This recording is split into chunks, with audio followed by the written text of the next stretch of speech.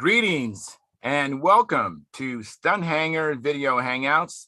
My name is Charles Carter and I'll be your host this evening. I want to extend to you my gratitude for you watching Stunthangar Video Hangouts. If you are watching this as a replay, I want you to know that I host these YouTube live streams every Monday and Friday evening starting at 6:45 p.m. Pacific Standard Time. So please make a note of this so you can watch or be part of the live stream. Plus, we have an after party following the live stream, which is sometimes better than the live stream portion. You must be a registered Stunthangar Forum member to find the link to be part of the live stream and the following after party. Here at Stunthangar Video Hangouts, we talk about building and flying model airplanes, sport flying, competition flying, and what you've been doing lately. To join our conversation, if you are already a member of Stunthangar Forum, you can find the link if you scroll down to the section called At the Bench. Now, if you're not a member or not logged into Stunthangar, the At the Bench link will not appear. If you are not a member, please register at stunthangar.com/SMF. That's stunthangar.com/SMF. That's Smart Men Flying. You must place a space between your real first and last name when you register. You must also use a valid email address or Sparky. The proprietor of Stunthangar will not approve you. If you're inclined to not come in, just enjoy watching this on YouTube, wonderful, fantastic. Please enter your questions or comments in the chat box, and I'll do my best to make your comments or questions a part of the show. Understand, sometimes I can't get a word in myself, so be patient, and I will ask our illustrious panel your question or state your comments. By the way, you only can make those comments or questions during a live stream. So like I said, every Monday and Friday evening, starting at 6:45 p.m. Pacific Standard Time. Now, if you enjoy the Stunthangar Video Hangouts that I host, or the many building, flying, contest coverage that Sparky does on this platform, enjoyable and informative, please give us a thumbs up. That's a like. Subscribe and share the videos, and comments also help the Stunthangar YouTube channel grow. Please consider joining Stunthangar's YouTube channel memberships, which is right below the screen here, the blue join button. And when you do it, there's 3 tiers, but it starts at $4.99 a month, which is less than 17 cents a day. Okay, 17 cents a day. Now, your support helps with some of the expenses of running Stunthangar, and you can also support us. You can show your support by the super chat, which is on the YouTube side, and on the chat box on the right side. You can hit the super chat button there, and you can submit whatever you want, donate whatever you want, whatever you feel in your heart to help the program grow. And we appreciate that, Spark and I, immensely. Now, when you join the YouTube channel memberships, you get unlimited replay of member-only videos. These are videos of Al Rabe and videos you won't find anywhere else. And once a month, Sparky has a question and answer show for members only. Okay. Now, this is Sparky's YouTube channel. I'm only in here twice a week. So if you want to get in touch with me, go to my YouTube channel, which is called Flying Control Line Stunt. That's Flying Control Line Stunt. And if you place a question or a comment on the video that's called the 2019 AMA National Championship video, that's the one that Sparky actually shot of me flying his beautiful Junar XL. And if you put a comment or question there on that video, I'll be notified, because that's my channel, and the channel I'm on right now, this is not my channel. I do this, I host this show twice a week. But go to my channel if you want to get in touch with me. Be much quicker. I'll be notified there where I don't get notified here. I want to thank you for your past, your present, and future support. You are making it happen.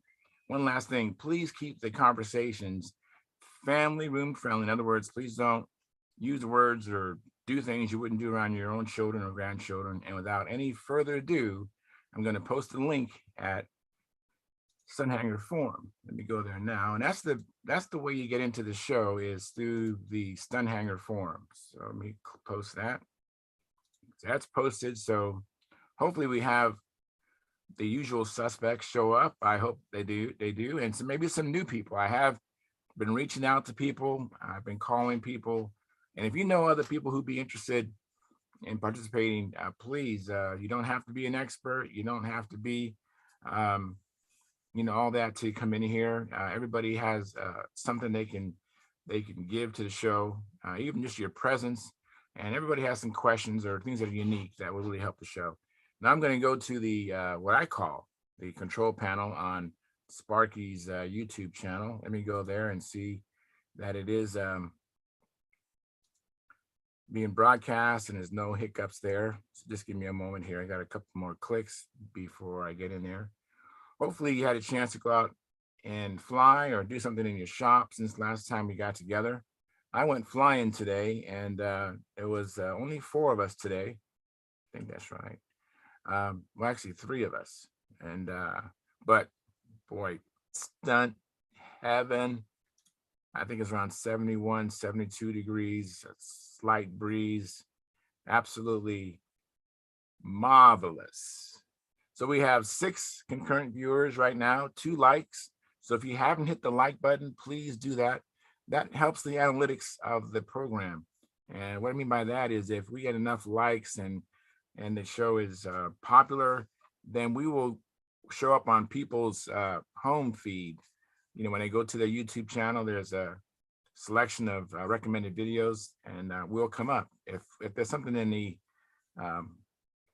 how they set it up that, when I go to my home feed, there's all kinds of videos that are recommended, and usually pretty interesting because they can tell by what you've been watching that you might like this. So that's what my hope is that we can hopefully get some more people to come in by watching it, being aware of it, because I actually post the link on Stunthangar Forum, and not the whole world is there. So this is how I hope to get people to realize this is an opportunity to come in and learn, and hopefully that happens tonight. So right now we have 4 likes. There is no one in the chat box, which is unusual, but we do have 7 concurrent viewers. And let me close a few of my tabs here so I can unclutter my screen here. And just give me a moment here. All right. So hopefully someone will come in here really soon. Anyways, when I was out there flying today, I was flying my old gal, my Strega, which has a Stalker 81, and it's an old plane, but I actually have set it up a little bit differently. With me moving the engine back over an inch, it has changed the CG just with the weight of the engine being moved back, and it's changed the way the plane flies. The plane actually is flying pretty good. There's some areas that still gets a little bit loose. And right now, today, I was mostly doing a lot of prop testing. I'm trying to find a prop that will get the engine to perform more like a traditional stunt run. Because I have been flying the Strega mostly in a 4-cycle, and I've been listening to a lot of other stunt planes I've been watching videos with Wendy Ranowski and other people flying at contests. And I'm kind of leaning more toward the traditional 4-2 run. So that's kind of where I'm going. And it's just a matter of me finding out which prop will give me that kind of run.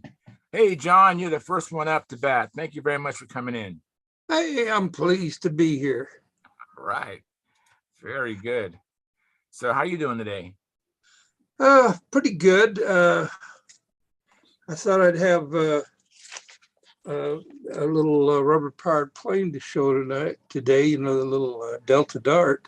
Mm-hmm. Thought we'd have that project, but I didn't know that the meeting with the Cub Scouts has been put off for a week or two. So I got over there, but there's nobody there. So I came home and got busy with some other stuff. But I did go on Outer Zone and I picked up a couple of interesting profile stunner ships Okay. that I'll probably be sharing later. They're some from that haven't been seen here in this country. So, Oh, wow. yeah, like classical gas is the name of one of them. Yeah, not familiar with that one. And it's a intermediate, like a first full-bodied intermediate. It's real simple to build. It's got a classical look, and it apparently flies pretty good. So, Oh, very good. yeah, but the construction is made a little easier for the low-time builder, that kind of thing. So, and then there's one of Klaus Micus's, actually I got two of his that I threw in there, and they're, one of them is, what's it called? I can't remember. But the other one is a what would be a air racer type of a plane design, and it's a profile. I don't know if I don't think it'd be legal here in the States unless you could, because the engine is completely enclosed in a. It's mounted sideways, but it has, it has the enclosure over the engine on both sides. What do you call it? Mm-hmm. So anyway, that you'd have to, I think, expose the engine down to the mounts for it to classify as a profile. Okay. Yeah. Was it a side mounted or inverted mounted? Yeah, it's side mounted. Okay, but the And engine it has I'm trying to remember what you call them on the sides of the airplane, that the Continental engines were, it's hell to get old. Yeah. So does it take, I'm getting to be more like, forgive me for saying this, Joe Biden, I think, that I can't remember things, Okay. but that's all right. I'm older than he is. Mm-hmm. So anyways, I have a British plane. I'm trying to remember the plans that I purchased it. Those things are called cheek cows. Thank you. Hey, Sparky, how you doing today? All right. And hi, Howard. Thanks for coming in. Appreciate it. And appreciate you guys coming in. I appreciate it. Hey, Howard, how you doing?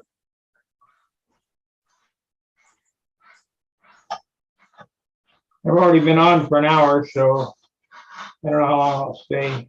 Okay. Howard, did you hear John, Howard? Well, I heard him. I don't know if I got everything you said. I just said, hi, how are you? Hi, lovely. And Howard, by the way, I saw Dave Sabon today, so he told me to say hi back. Hi back Oh. to you. What's Dave doing these days? I really don't know. I mean, he's been joining us every Friday. I think it's been about last month and a half. He's been joining us every Friday. Here or at the flying field? At the flying field. Oh, okay. In Escondido. But he does fly by himself where he lives or near his work. He flies, I guess, electric in the mornings during the week. And then he brings out his IC planes out here with me. He brought out a Genesis today.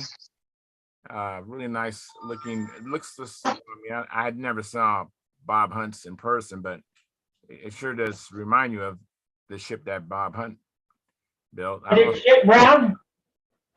Say it again? Is it shit brown? Yeah, something like that. Yeah. Yeah. That bronze color, whatever. Yeah. Yeah, it definitely is. That was my cat Spencer's favorite airplane. What plane was that? Genesis. Oh, the Genesis? Oh, okay. Crawl all over it? He was a Manx. anyways, I have hey, by the way, thanks Eddie for coming in, Eddie. And let me read the chat here. We have Jack Snavely. He says, hello all. Hello, Jack. Thanks for coming in.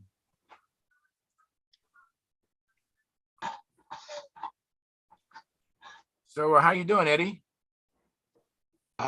Same old, same old. Well, I went to Staples and I saw they have a Cricut. It's Explorer Air. I think Air 3. So I'm trying to figure out if that's something that'll work. I don't know. Let me see here. I can't remember. I know the Makers. maker is what I've got, and it will cut the wood. Let me check here if I can get my computer to cooperate. And when I called, I actually called the 800 number, and they had a 45-minute wait to speak. To Oh yeah, you can't get into Cricut. Mine was trying to figure out this knife blade was 2.5 hour wait. So I told him, nope, I'll call back at the very beginning of the day. And I still had a 45-minute wait. Yeah. So hopefully I'll figure it out. But hey, Mike Millard, thanks for coming in. Appreciate it. Hey, Charles.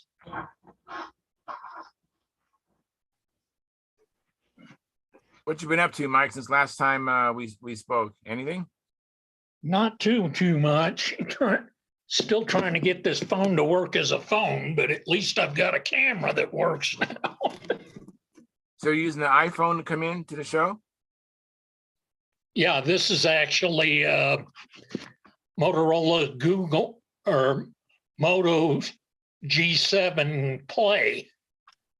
Okay. So looking at your phone, are all of us showing up, or all you see is what do you see? I see you and I see me. Okay. All right. So you see whoever's talking, basically, right? Yeah, I think so. I don't know what else I can do. Well, that's fine. Appreciate you coming in.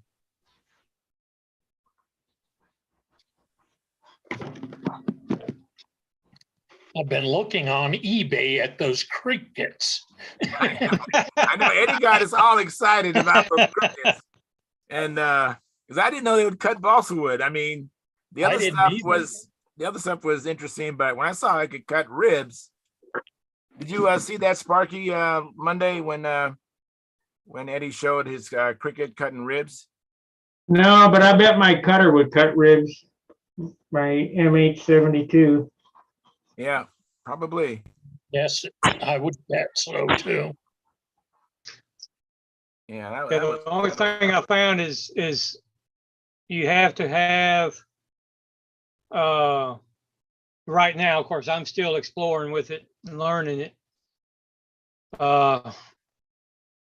Is to get the correct size is to have the paper plans and get the measurements that you want, and then set the measurements on the on your design space to the exact measurements that you want it to cut. Because if you just scan it or use, like I say, the snippet tool on the computer to pull it off a PDF file, it's not gonna make it 100%. You have to adjust it. But like I say, if you have the paper plans, which most people that's going to build them will have the plans, so you can, as long as it's not a stack and sand, if it has the rib patterns where you can send them over to the maker, it'll cut them. Okay, very cool. I tried cutting 1/8 inch with it last night, and it will not do it. It won't even take it in the machine. So I tried to fudge it, and it wouldn't do it. So Yeah, I read the opening isn't big enough. Second. yeah, the guide bar is not. The 330 seconds will just just go under it.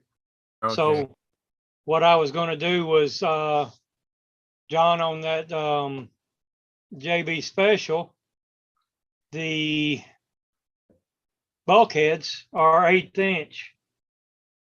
And with all the notches cut in it for the stringers, I was gonna just laminate 2 16th inch Yeah. pieces. That's exactly what I was thinking. But you, Yeah. Why don't you make the bulkheads out of 3/32? Well, I could, but I mean, that's not the way the plans are, so that's why. I know, but you could do that and you'd save a little weight in the. Yeah, okay, well, I was gonna ask you if 3/32 would be sufficient, or if I needed to laminate 2 16ths and to get my 1/8 inch. Well, you can go either way, but when that was drawn, that was back before I had experience in a big stunner with 3/32 bulkheads. The Pathfinder LE has 3/32 bulkheads. Oh, cool. I cut one of them out last night. Took 7 minutes. Let me step back here and get it. all right. While you do that, let me say hi to David Hull. David, thanks for coming in. I appreciate it. You're welcome. Thanks for hosting. Absolutely. David, you want to lower your camera a little bit? We're just seeing just the, Yeah, I can't tell where I'm pointed because I don't have There we a. go. Now I'm seeing your a chin. view. There we go. Good now. Yeah, very good. All right, here's that. Let me make you big, Eddie. Oh, yeah. So That's Eddie, six. talk about a That's cricket. 6A. Yeah. Is that out of 1/8 inch or 3/32? That's 3/32. Yeah. Yeah, I that's, just wanted to see how long it would take to cut that. It took about 7 minutes to do that. well, there's a lot of cuts there. Yeah. And plus the wood was hard too. So this is like, what was it? 7 or 8 pound or something. Yeah, it's like 8-pound wood. Yeah. Like Sterling Pretty. kits. It was pretty hard wood. Yeah, it's 8-pound wood. So, but anyway, it'll cut it. And so if I can get away with 3/32 bulkheads, I'll do that. Yeah, I think you can. Now, are the, I don't remember. I don't think the plywood sides, or not plywood, the sides, no, yeah, you're okay. Yeah. Welcome, Brendan and Angstrom. Thanks, guys, for coming in. Yeah, we're here. Just to catch Hey. everybody up, Eddie showed us last week his circuit maker. Are you familiar with that, David Ho? It's a circuit maker. It's usually used in Cricket. arts and crafts. It's a That's cricket. It's almost like a pantograph kind of. No, it's a CAD driven cutter, right? It's just a desktop cutter. Yeah. It's Yeah. you can draw with it, you can cut with it. Probably, I don't know, 200 different materials. But here's the Okay. rivet cut. Got basically like a number 11 blade in it, and Yeah. Uh-huh. beautiful. See that? Yeah, Brendan? And one huge it's like- advantage of that is that you don't end up with all the burn marks of a laser cut part. Oh, Right, yeah. right. It's, We- it's equivalent to an old style plotter. Instead of having the pen being dropped down, it's got a motorized or driven a holder for the knife that will Mhm. drop down and cut. So it is old CAD, but it doesn't work off a CAD program. You got to go into, what are the other programs? You're actually converting it twice, aren't you? There, Eddie? Well, it will, let's see here. Let me go back to upload. It says it is compatible files are JPG, GIF or GIF, however that's pronounced. I never can figure that out. Makes me want peanut butter when I say it though. PNG, bitmap, SVG, and DXF. Yep, that's pretty much the gamut of all the. Yeah. I- Now I don't know, like you said, what files you use, John, on your CADs to save it. If you sent like each individual part, that if I loaded that part up, it would cut Pick the right side. full size or 100% or not. So You say CAD and DFX, John? Yeah, CAD is international type of a transfer to work. Any CAD program will take a DXF program. Whereas AutoCAD saves as a DWG, you can save as a DXF. And that's accepted by TurboCAD, by you name it, just about every CAD program, and a lot of programs like some of the drawing programs will take a DXF as well as save in a DXF. So Yeah, usually you have a choice with the better CAD tools of how to put the output. So you can usually get the Yep. classic would be you go from a 3D CAD to 2D and you go to a DWG file or a drawing file. That's where the acronym comes from. But you can also go DXF. And if you really want to get it into sort of a desktop Microsoft Office compatible thing, you need to be thinking about going to a JPEG, because there's a lot of readers that'll read a JPEG file. yep. I also save it as a PDF. Yeah. And I'm able to send PDF files to some of the cutters. The laser cutters seem to be able to work with a PDF. Yeah, the other question kind of would be is that I think Eddie was getting to is instead of just doing one single part, if you can take those files and basically what you need to do is create like a toolpath generation for a CNC machine. So if you had, let's say, a whole set of bulkheads that you believe you could lay out in your CAD tool on one sheet of, let's say, 3-inch by, I don't know what, 18-inch balsa, then if you give the machine a way to go from one cut path to the next cut path, you could probably do it as a continuous operation. I know where you're going with this, and you're right. But I think Cricut has the ability. You can put 2 or 3 objects on there for it to cut, and it will cut all 2 or 3 of those objects. I can cut. It's 12 inches wide by up to 24 inch. There's the. Man, I want to get some of those balsa sheets. 12 inches by 24. Well, no, I can cut. It's 12 inch wide by 24 inches long. But I could. That's rockwood. I could set 4 or 3 4-inch by 24-inch Yep. sheets on there. Yep. And then when you go to your the stage where you set it up on the plotter where you want it to cut on the wood, you just got to make sure you're not cutting in the cracks on your wood. When you do that, does it have like a home position that the plotter goes to, and you need to put reconcile your balsa to that home position? When you, it automatically homes.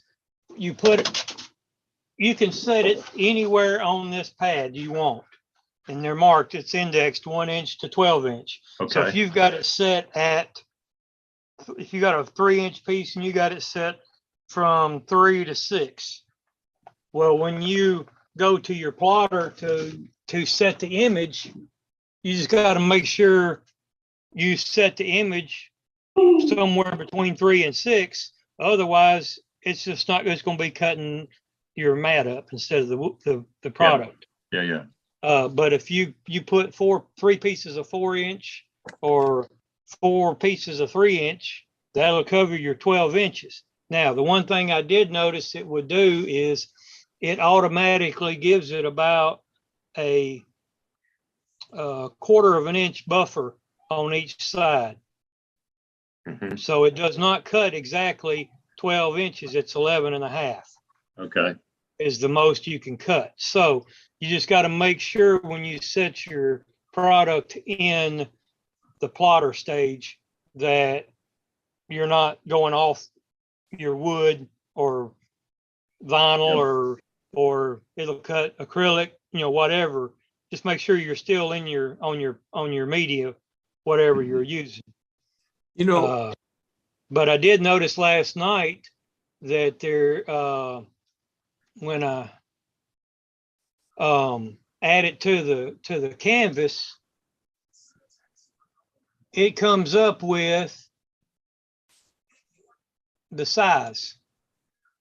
That's whatever it pops up. So right now, that piece of bulkhead was 2.986 by wide by 0.944 high. Okay, well, if I wanted it 3 inches by 1 inch, I noticed that if I just put the width in, it maintains the ratio. ratio aspect stays the same. But I noticed last night that there's a little lock between them. If I click on that lock, it unlocks it so I can adjust both of them individually. Dangerous. So I can set it to whatever I want. Yeah, that's a very cool feature. Whatever project I'm doing, not just this, but what that gives you is an auto scaling function. And as long as the problem is if you unlock that, and it's going to get potentially difficult to get it back into scale. Yes. And so I would treat it that automatically, feature. yeah. But when I get out of it and come back, it's automatically locked and scaled up. So you haven't resaved the file after you've unlocked it. Yeah, if I unlock it and get it to where I want to, I can go up here to the top and save my project and name it whatever, John's airplane or Eddie's airplane, whatever. And if I want to go back, so basically I could spend a night setting up all my projects, and then whenever I get ready to cut it, I don't have to go back. I don't have to do that. I can just go in and start setting it and cutting it. Yeah, I think in the industry, they call those image files. So as soon as you have a JPEG or a DXF or something like that, that's ready to go to processing, typically we always call those image files. Yeah. Yeah. Pretty cool. Hey, just for a second, you guys. I think Sparky, when we mentioned the 12 by 24 sheet of balsa wood, what'd you say? I think your words got kind of stepped on. You get balsa wood that thick, it'll be rockwood. Oh, yeah. Yeah. I thought you said Rockler. I thought you were saying we can get it at Rockler. No, rockwood. Are they still open tonight? I got one down the street. Are they still open? Rockler? I don't know. They might be still open. If they got balsa, I'm all over that. I've never seen balsa there, but Rockler is a really good store for tools. I mean, for our woodworking. They have these sanding sticks that are just awesome. They have them in a 1/4 inch wide, and it's another, I think it's a 1/2 inch or 5 inch wide. And it's a great sanding stick because the sandpaper on the belt, and you can advance the sandpaper, so you always have a fresh spot on that sanding stick to sand. It's awesome. I have them, and I don't know if I showed them one night or not, but I have them. That's what I've been using for years. Something you should get to go with that, I discovered years and years ago, is a crepe rubber stick. And so it's just like the old crepe rubber that used to be on shoes back in the, 1970s. But what it does is you can use it to clean out the sandpaper. Oh, so yes. So if you have a high quality sandpaper like you find on a belt sander, you can use that stick on it. It won't pull the epoxy or phenolic cement glue that's used to put down the media is good enough to hold up to that rubber stick. And you can just keep cleaning that and keep rotating it. And yeah, you must be watching me over my shoulder. Exactly, that's what I have in my shop. I just know, it looks like a stick. Yeah, looks like a stick of butter. Yeah. Yeah. It's kind of a goldish color. Mine was originally like that long. Now it's a piece this big. Yeah. Come on. Come on. It's a square it's a square size, you know, it's kind of a thing. It's a rectangular. Anyways, it's oh my goodness. Yeah. You're getting in over your head, buddy. No, I Yeah, see, you I just need to I stop just right see- now. I just walked right into that one. Yeah, You're but getting in you you're did getting it with into the after hours show. you did it with a smile, Charles. You did it with a smile. I did. I have to. Oh, we're laughing with you, buddy. Appreciate it. And by the way, hey Gary, thanks for coming in. Appreciate Yep. it. Finally got in. Yeah, right, man. What's up, Angstrom? You want to get my attention for something? You're muted, by the way, Angstrom. Yeah, no, we didn't have anything. He was Okay. asking about one of the names that was on here. He was Oh, McSlow. yeah.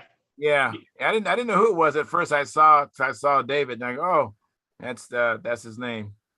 Well, So that was a hard-earned name. I went to a speed contest with a half A model. One of the very, very, very first things I ever did in control line. right.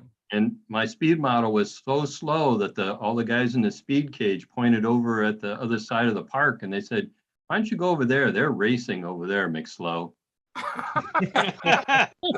Oh, very good. Okay. I'm glad. I'm curious what McSlow was. I actually, when you was coming in, I was ready. I didn't know what to expect, so I was ready to eject whoever this. I didn't know if it was going to be something. Charles, you blew it. You had your chance. You could have made a good decision there.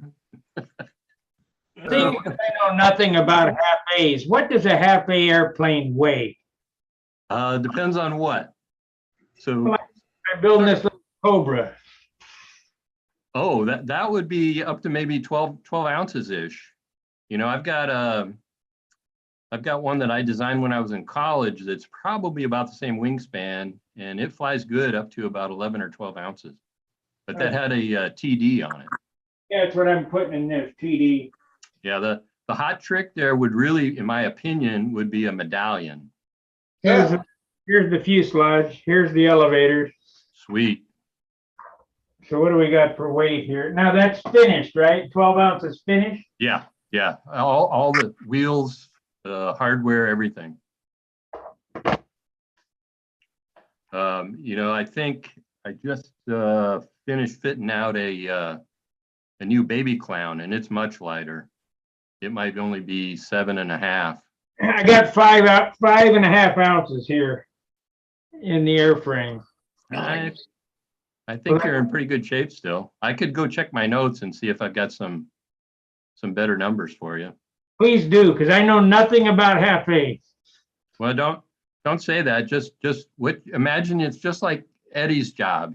You take your balsa, you slide it into his cricket cutter, you hit the scale down, right?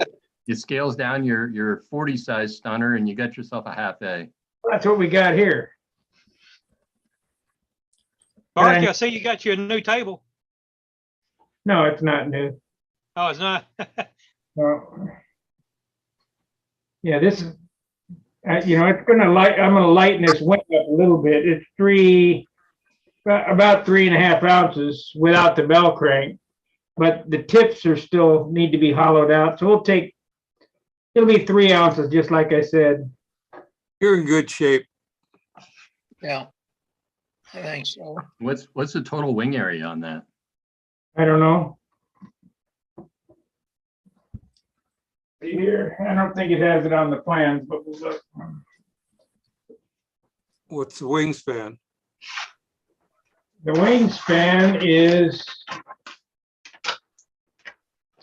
doesn't even say. I think it's 34. So you're on the biggish side. That's a good thing, in my opinion, if you're gonna at least have a medallion in it. I agree with you. All I got the TD. TD, as long as you can deal with the Venturi, you can still get there. What's wrong with it? Well, the trick with the medallion is it draws fuel real well. The Yeah. TD can be finicky. So if you have a a longer tank run or something like that, they can be a little bit tricky to get a, Here's the motor right here. looks like a classic TD. And don't try to run, in my opinion, don't try to run the timed pressure off the black case. Yeah, how come? I've never talked myself or talked to anybody that successfully, you know, ran that and was happy with it. That includes Larry Renger. He and I have flown quite a bit of half A around Southern California. What size lines and what length lines do you fly these on? Well, you know, the half A stuff that I've been flying, I like around 42-foot lines, and I would use either the 8,000th stranded steel, or I've also had really good luck with the Spectra using, I think I've got 30-pound Spectra, but it's not draggy. It's not like flying on old cotton lines or old Dacron lines. But you could go even smaller than that without any problem. I will agree with you. put one flight on this before I give it away, but I agree with you on that, because I've flown on 8,000s, and boy, you look at them funny and they're no good anymore. They're kinked or broken or whatever. Yeah, they are pretty fragile. I know that the set of lines I'm flying on, I actually taught a young kid with those same lines, and he was able to roll them up and roll them out, you know, a dozen times, and he was careful, but you know, you can't abuse them like the larger lines. That's for sure. Yeah. What gets me on those is that's a 35-inch wingspan. And I was just looking here, this All-American is a 36-inch wingspan, and it calls for a 19 to a 35. Yeah. So how does, I mean, it just blows my mind that a 049 can fly a 35-inch wingspan successfully, because all of mine have been 18 and 22-inch, you know? Well, you have to look at two things there, I think. One is you got to look at the weight, and the other is you got to look at the drag. Yep. And you know, I hear a lot of times guys will say, oh, you know, my junior flight streak is the same size as my 049. I've got one in the other room sitting there side by side. One's laid on top of the other for storage. And, you know, if you look at the wings, they're kind of the same size, but you can't just drop the 049 into the junior flight streak and expect to even get off the ground. It's just, it's just. Well, your profiles are seem to be heavier than a built up anyway, isn't it? Yeah, they can be. Yeah. You know. And but I imagine the old top flight kits had pretty heavy wood in them. Probably not sterling heavy, but heavy. Well, since I've blown my cover with my name there, McSlow, I might as well tell you guys that there's imaginary wood that's 4 pound and less. There's stunt wood that's 4 to 6 pound, but usually isn't.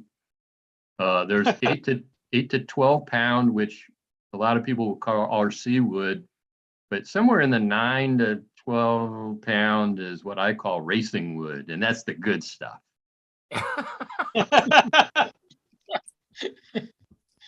You got a big honking 40 on something that's small, you know, a third of the size of Sparky's half A there, and you got to hold it in one piece. You need real wood. Yeah. That's like the F4 Phantom. F4 Phantom was proven to be that you can put in the big enough engine in anything, it'll fly. Well, there is that. well, when they come aboard the carrier, it's a controlled crash. Yeah. Yeah, I watched them do a drop test on the early, what they now call the Legacy F-18. And basically they pick up a whole airframe, less the non-structural fairing. So it might not have some of the covers and stuff on it. But they pick up the whole airframe with a crane and they lift it about 20 feet in the air, and then they just release it. And you watch it bounce and rebound and rebound and rebound. And pretty much what it takes to validate the design requirements for, worst case traps. You a Navy guy? No, but I worked on the F-18 and other Navy aircraft for probably, a good part of 30 years. So F-14 is what I worked on. yeah, I was just looking at one of those last week. They have one in the, I guess it's called the Western Museum of Flying here at Torrance Airport. What squadron? Oh, What was the tail flash? I could look at my phone at the picture I took and maybe I could tell you. Yeah. Give me the It's, tail flash and I'll try to tell you the squadron. All right. Which would you want? Since we're going to make this a quiz, I don't want to give away the answer. What Tail flash.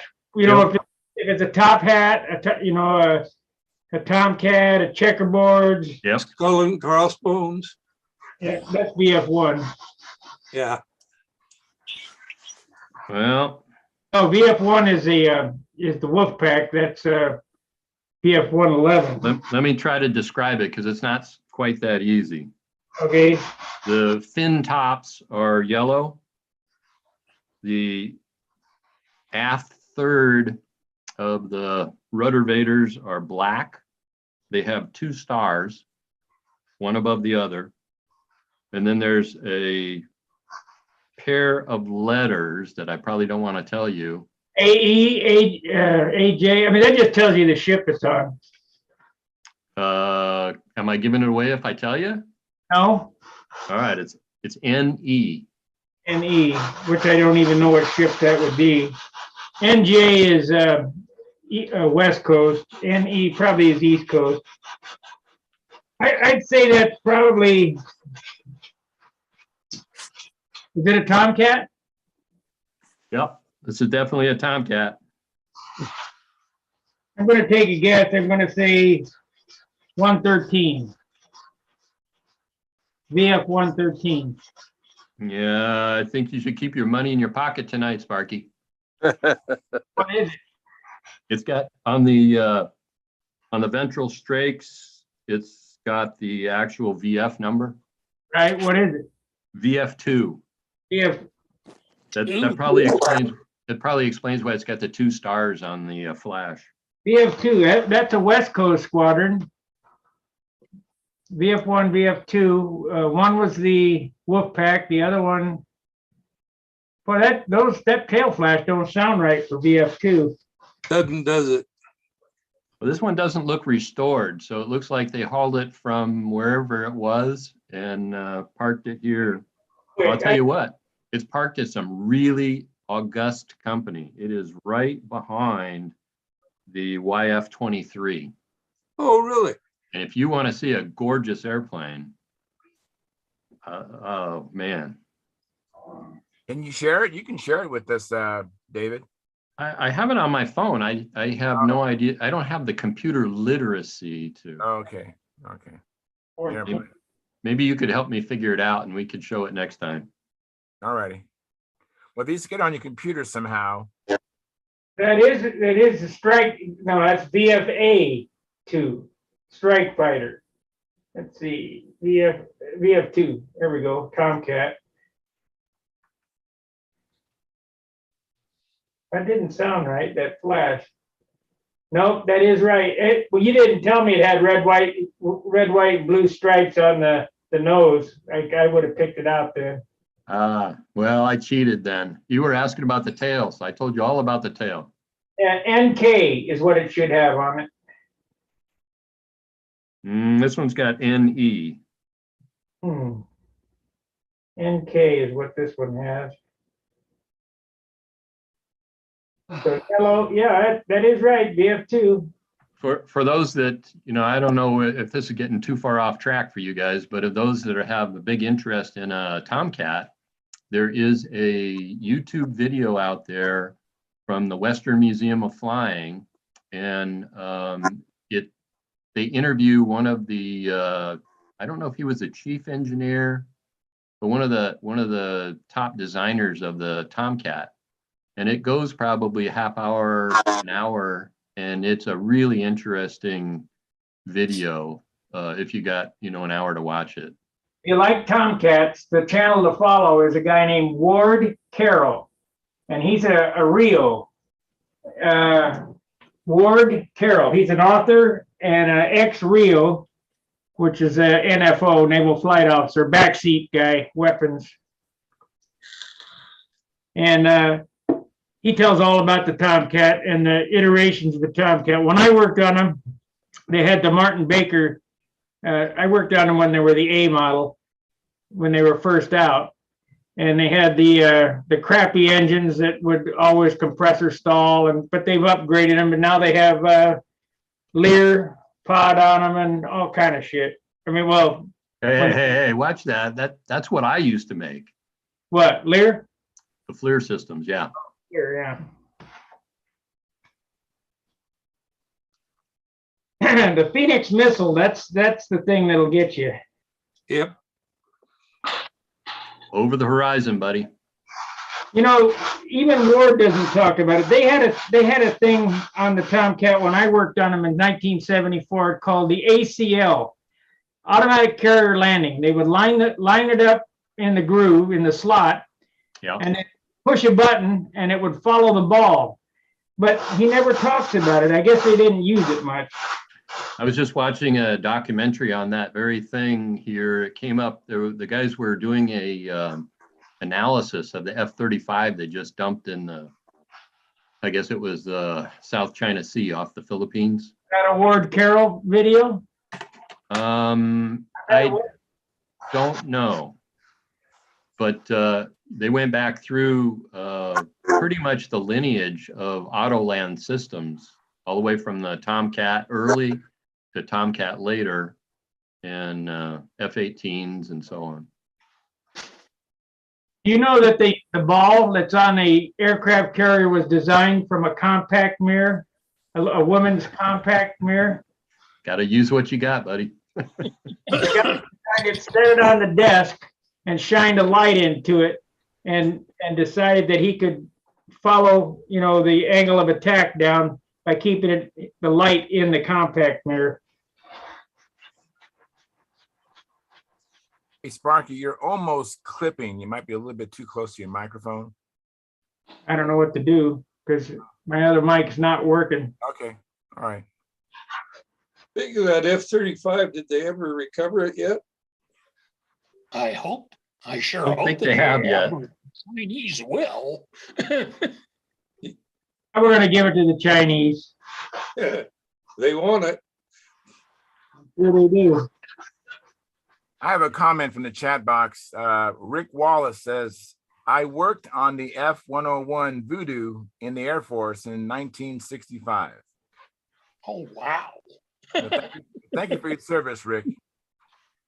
Oh, wow. That's way back there.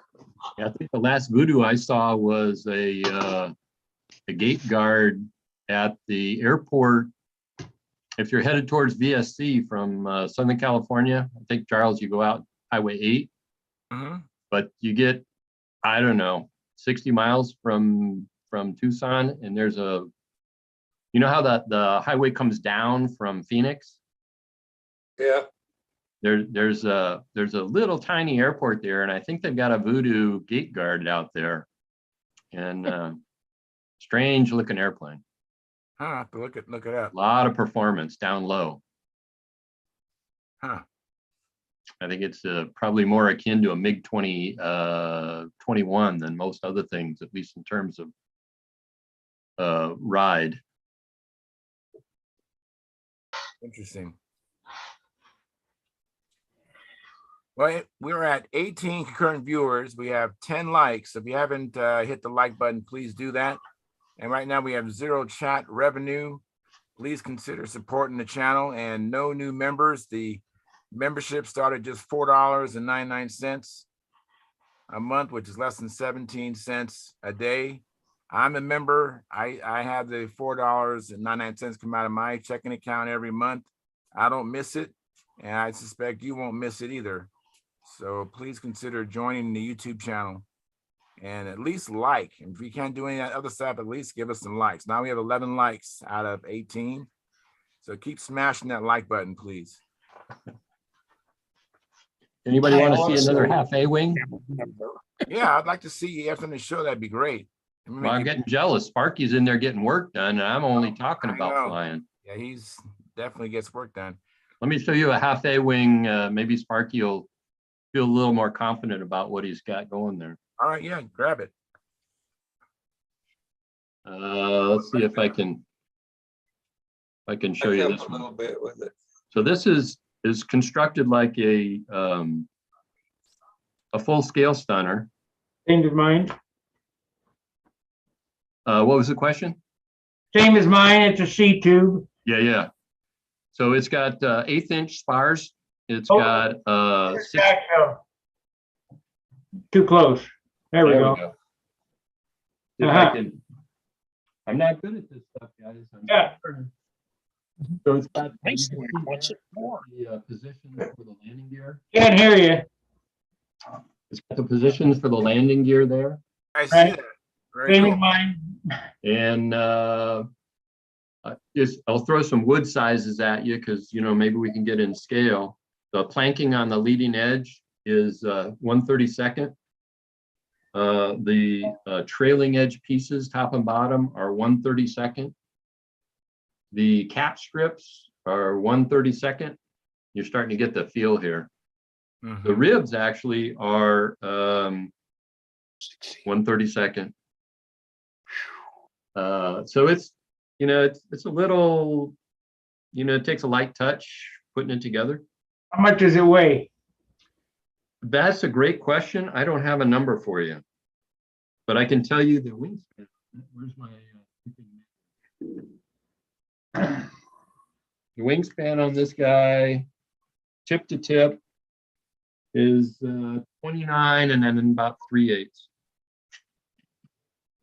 The root cord without the spars, without the flaps, 6 inches. And what it really looks a lot like is a scaled down nobler wing. I was gonna ask that. Magician wing. So this one happens to, someone else started this and got frustrated halfway through the project, and I ended up with it as some kind of a trade. So I had to do a very brutal thing, which was probably not worth it, to be honest, but I had to change it from clockwise flight to counterclockwise flight. And so that involves probably more than you'd initially imagine. Turn the wing over. Well, you got to solve a number of problems. One is it's asymmetric. So it's got, Right. Turn the wing over. But then you got to fix the landing gear. exactly. And so I chose to take and make an extension drill. So I took a 12-inch drill, and I actually made an extension for that. And I drilled the holes out from the wingtip for putting in lead outs on the other side. That's all done now. But I got to get back on the fuselage part of it. The wings pretty much ready. But just as a comment, on what I've got is the asymmetry. It's 1 inch. it's about, let's see, that's 14.5, and this is 14 and about 3/4, I guess. Half inch. So it looks like it has maybe 5/16, maybe 3/8 of asymmetry. Wow. I have 1 inch of asymmetry on this. 15.5 on the inboard and 14.5 on the outboard. Mm-hmm. It'll be interesting to see how that trims out. I don't know why I did it, to be honest with you. I got so many airplanes in this little apartment. I gotta have something to do. That's why I started painting signs and stuff. And this seems to keep the channel interest up. The guys are pretty interested in half-ace crap. So, Well, I will say, just from my perspective, if you can go out and fly a half a well, I find it's a whole lot easier than to pick up almost anything else and fly better. Yeah. You just have to have such a light touch. Yeah, you need to fly one of my airplanes. Well, I'm not saying I got anything good to fly. Sparky, what is that wing? Is that the Cobra? Yeah. Hey, Phil, thanks for coming in. Hey, So, glad to be here. I thought you were going to use foam wings. Well, I was, but Danny has fallen off the planet, so he's working again. I don't know what he's doing. So I decided, well, can't wait forever. We'll start building the wing. Well, it looks good as usual. Let me interrupt for a second, you guys. Gerald Wimmer, he just super chatted us $10. Thank you very much, Gerald Wimmer. I appreciate that. And then Gerald Wimmer came in on the chat box. He says, thanks, Charles and Sparky. Well, thank you, Gerald. Appreciate it. I hear New Zealand standing up. Go New Zealand. yay. Yes, we need other countries participating in this super chat. No, they're standing up against the mandates. Oh. I thought you were talking about the super chat. Well, they had some brutal lockdowns and stuff going for them. Yeah. Yeah. And that woman that they got as a prime minister or whatever she is, she looks like a psycho. Well, Her and Gretchen Hitler ought to get together. well, Gretchen is still worried about Get back to aviation, you guys. Let's get back to aviation, please. Well, I thought I'd try Hold on. something that, Off note, you were talking about those sanding things from Rockler. Yes. Rockler also sells colorants that will color about anything, I including didn't wine. quite get that The word. You mix said, ball Mike, what'd you say? It got what? color. handles colorants like dye colorants that you can use with lacquer and everything else. Oh, I'm okay. wondering if you couldn't use that for making clear dope in the colors you need. They've got a total of about 24 different colors in that. Is that- you tell me, Called Mixol. where do you get this stuff? What is it? I don't know what's in it. It's from Rockler. It's the Mixol, Mixol. You talking about the Most stuff of those at woodworking store? Or Aniline Dyes. That's Aniline Dyes. That's Yeah. exactly what that is. That's how I get my yellows on my ringmasters and stunt wagons that look like transparent colors. You put on 4 good coats of nitrate dope, I've always used nitrate, stick it down. But when you get your color on, I put on 2 good coats of butyrate dope over top of that. Make sure that's nice and smooth, because if you don't, it'll show. Then just take your A-line dye and put it in thinner. Everybody thinks you put it in dope. You don't. You put it in the thinner and just spray it on nice and thin and even. And if it's not dark enough, you put on a second coat. And when you get it the way you want it, where you see through it and it's right, you put a coat of clear over top of that and you're done. I mean, I put a couple coats, but put clear over top of that and you're done. You're not going to tell me how to get a lighter finish than that. And it works good and it holds up. My little stunt wagon is nearly 30 years old. It hasn't got that many flights on it now. It's probably only got 300 or 400 flights on it, but it's a pretty old little airplane and it flies very well. It just won't land on grass worth of crap. But anyway, it's so light. The thing's so light. I haven't weighed it, but it's so darn light. And all the weight's in the very front. So as soon as those mains touch, it just flips right over. But it'll fly as good as the big one. It'll fly as good as a Stunt Wagon 60, I think. And I have both and fly both. And it lands a lot easier. You can land the Stunt Wagon 30 on concrete. You can land the Stunt Wagon 30 and 90% of the time it's bounce free. It just comes down and you just raise the nose. As long as when the wheels touch, the front end is up just a little bit, it'll hit and stick, and you just put just a touch of down in it and you roll it right out and bring it down. Beautiful. Or you can land it what we're starting to call looper style and land it like a just 3-point, just almost carrier deck style. Tommy lands everything like that, and he just doesn't miss. He's amazing on his landings. How's Tommy doing? He's doing great. I flew with him Wednesday, and he called me a while ago. We're flying in the morning. I said, "You do realize it's going to be 30 degrees?" He said, "Yeah, but Buddy Barbie wants to go flying, so we're going flying." Good for you. I told him, "I think we both need our head checked, but I'll see you in the morning." I love that guy. Good for you. Everybody loves that guy. Everybody knows him, loves him. He's a great guy. Let me show you something that I did tonight. I don't know if any of the rest of you tried to do it, but I was trying to put a APC prop on a 25. And the shaft on a 25 is pretty short, evidently. I thought it was decent size till I tried putting this one particular propeller on it. But I was scared to run it. It's one Al sent me. It's a nice looking prop, but I was scared to run it. I ran it one flight and it looked pretty good. But the next time I tried to start it, it kicked the prop loose. And the reason was because it only had about 2 threads prop nut on the shaft. That's not enough.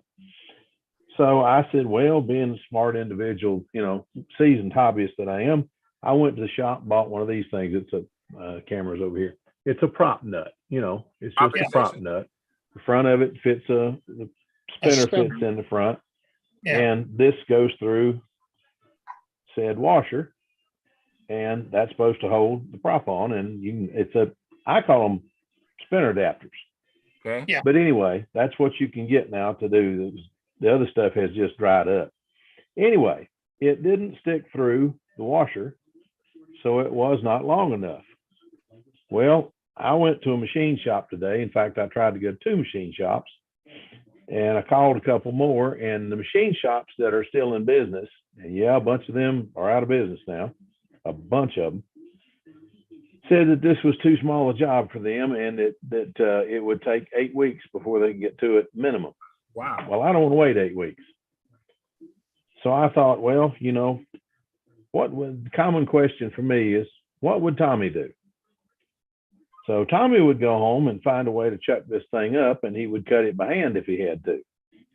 So I chucked this up in my drill press, and I took a file and wrapped it in cardboard. It happened to be the label off of Mark's or Max, some wire, I think, that I bought, wire or wheels, one or the other.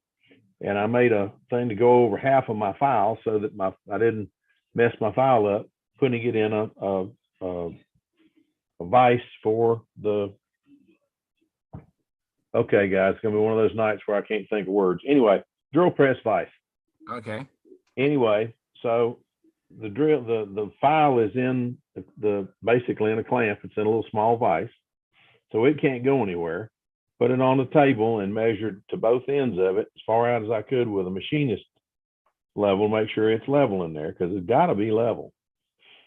And then I put the side up that did not have threads on it, so it wouldn't be cutting anything. It's going to cut just what it's supposed to.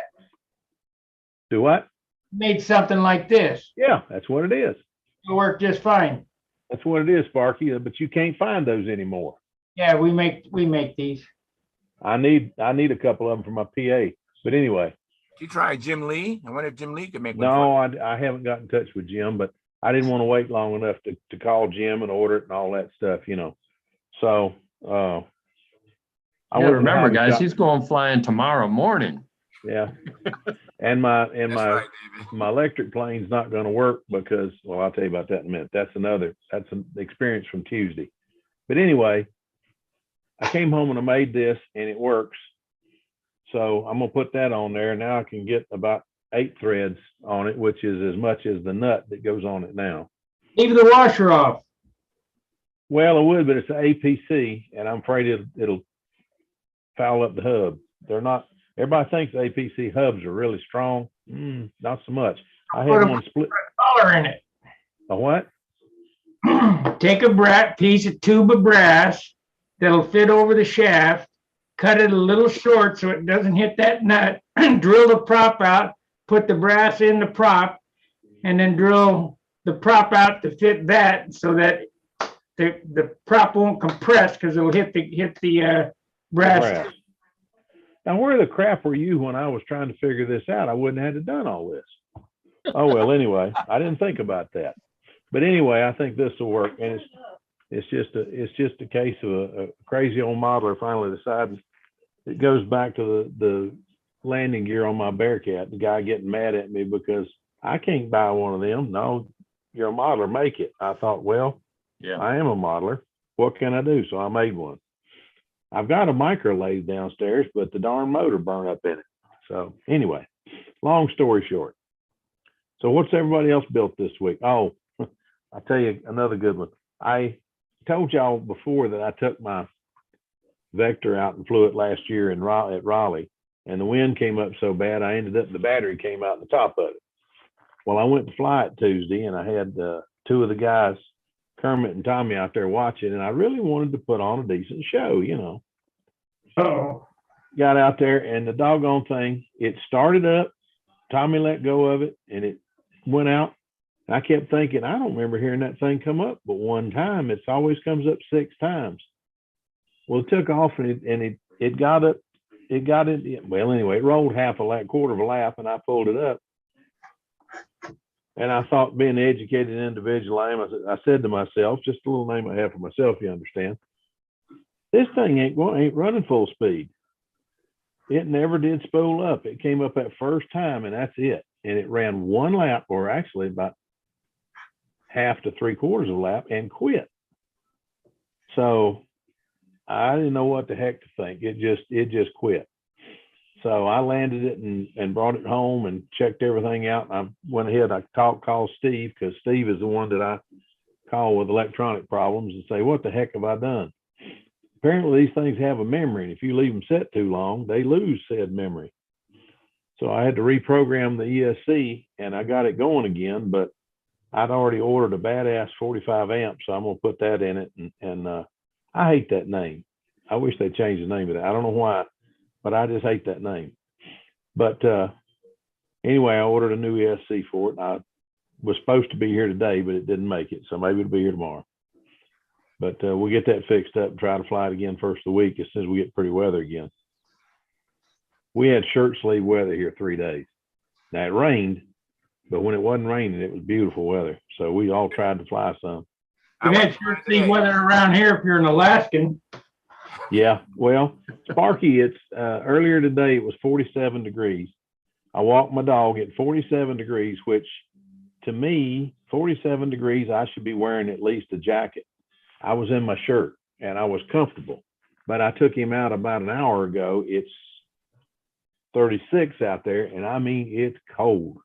I don't know what's changed. I mean, it's dropped 10 degrees, but the humidity's come up, and it was flipping cold out there. I had on a jacket, and I wanted something heavier. We had here Wednesday, it was 28 degrees when I went to work, and it was 68 when I left. Yeah, sounds about right. Tennessee is the most bipolar state there is. I don't know. Where we don't know. Well, North Carolina, they're not. It's not. We're far the same behind. latitude. Yeah. If you don't like the weather, this time of year, wait 15 minutes. It'll change. Yeah. Tennessee, North Carolina, about the same deal. It's a little weird.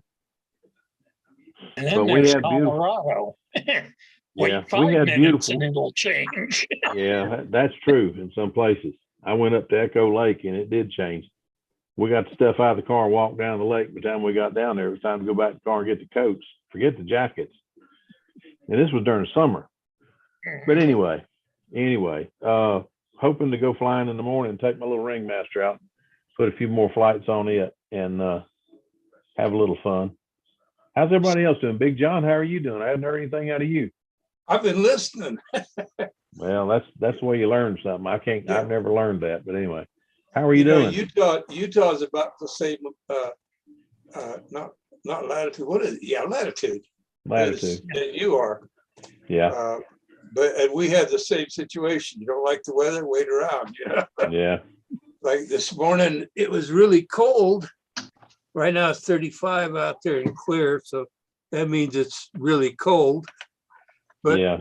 but around 1 o'clock today, I was out in my t-shirt running Yeah. around, you know. It was about 45, 46, somewhere in there. And I was just fine. Didn't feel cold. So Yeah. we're experiencing pretty much the same as you. I went to Outer Zone today and I found a couple of neat profiles that you don't see around here. They're from the other side of the pond. And I've also picked up it's called the Classical Gas. It's a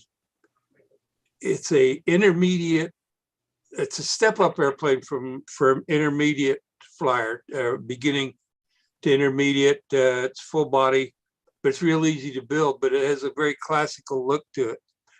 And so Yeah. somewhere along in here, I thought I'd go ahead and share them when you guys run out Let of it go. things to Let talk her rip. about. Yeah, let's go ahead and share that. Me and Mickey Big. And before we do that, let me just let people know we're only at 15 likes. We've had as many as 25, 27 viewers.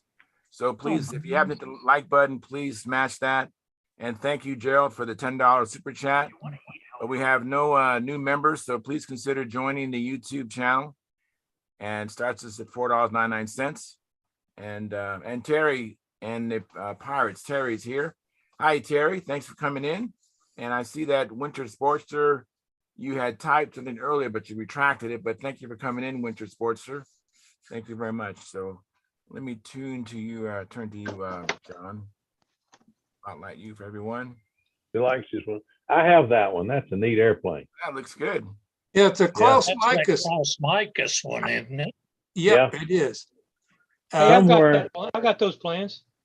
Somewhere I have a Super Tiger 35 that I want to put in that. Super Tiger 35 stunt, the baffle piston one, that I want to put in that and see what it'll do.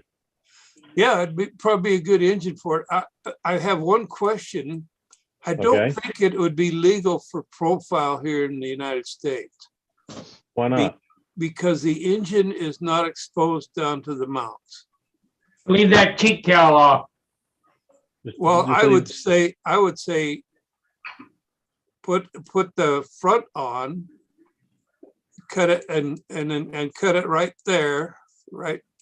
And then cut it here and bring it down there. Leave the rest of the cheek cowl there with just the engine exposed. Nope, that won't pass, because the thing that they're talking about is what makes that work real well is it beefs up the leading edge joint. And when you do that, you get a smoother engine run. So they want it exposed, but I think because of the shoestring stunner, that you can get away with the inboard cheek cowl. Yeah. You can Okay. get away with the, you can get Shoestring away with and the the inboard. Cosmic Wind both had them. Yeah. Well, Well, there's several others that do too, but it makes it look nice. Well, anyway, I picked this up off of Outer Zone. Yeah, they're neat. Yeah, the Excalibur did somewhat the same thing and goes clear back to the leading edge of the wings. Yeah, the On both Caliber has sides. a doubler and a tripler, so it's an inch and a half wide at the nose. Well, okay, that was one of them. Let me pull up this other one.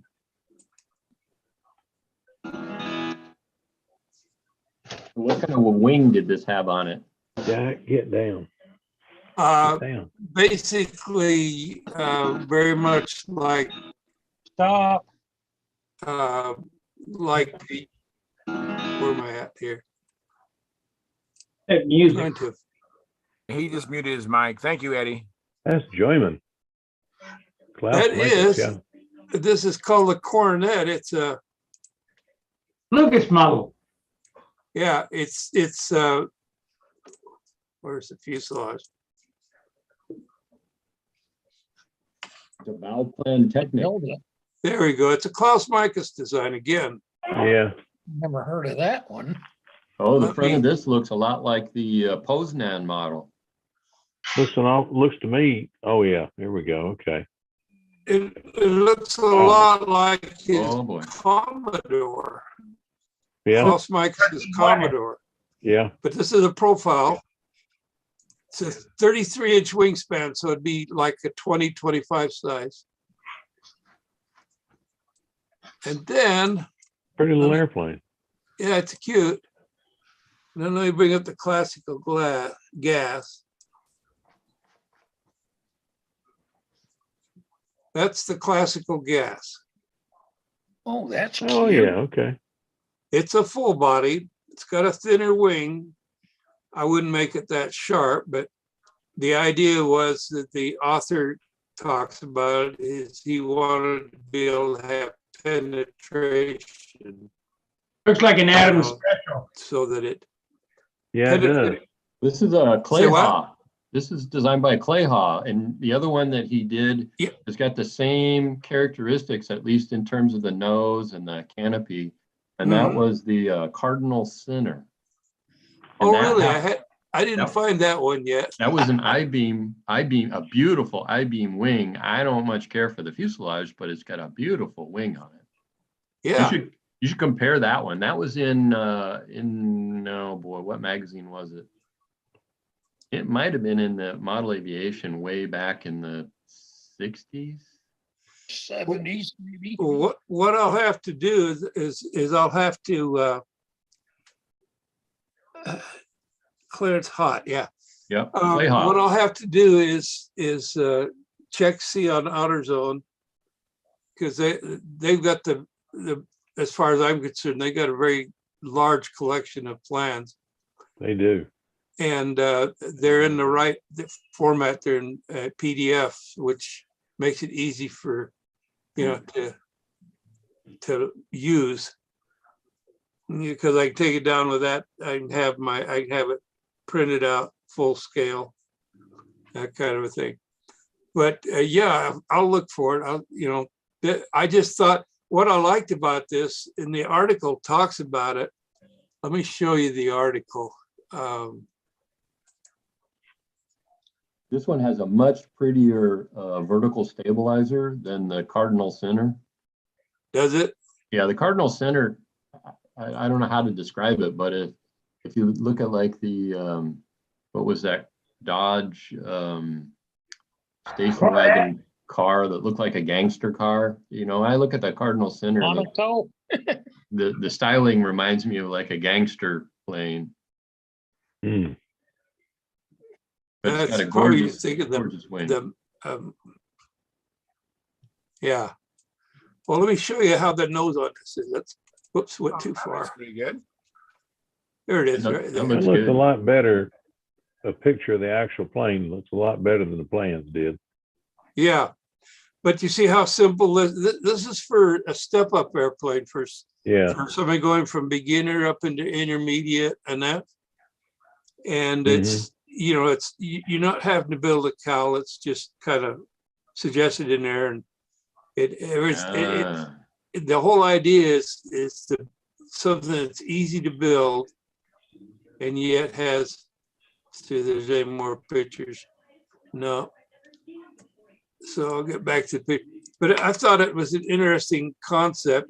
I didn't like the sharp pointy airfoil on it. But I did, there we go. But I did like, that's kind of like the Excalibur. That could be blended off a little bit, rounded in there. And I think it'd work a whole lot better. But anyway, it's an interesting concept. Those are the three I picked up. I thought they'd be fun to share today. Pretty And I sharp. wanted to show something else here.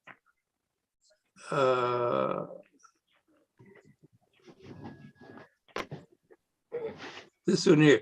You're talking about, that's how I lay out a pattern sheet for a design. That's for the plane Eddie's building, the JB Special.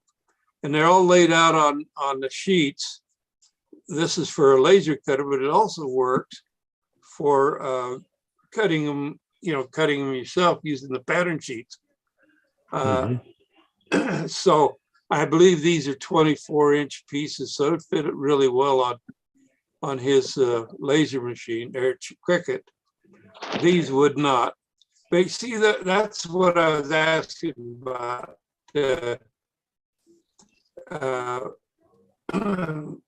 Eddie was it has these notches here. You might want to have to make those notches a little, if you go 3/32, if those bulkheads are 1/8 of an inch, let me check. Yeah.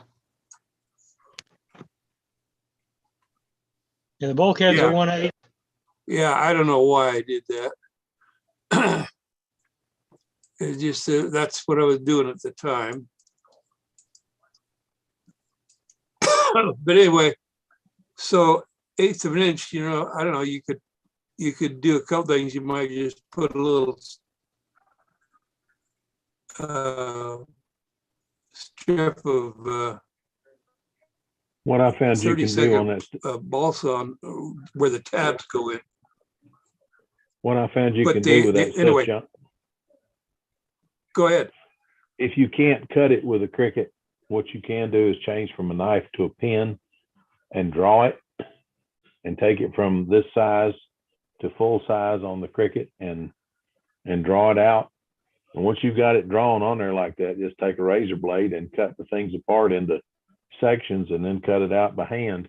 It's not easy, but it's a whole lot easier than it is when you're just trying to take a paper template and lay up there and figure out where can I get this in. This is already laid out for you and everything.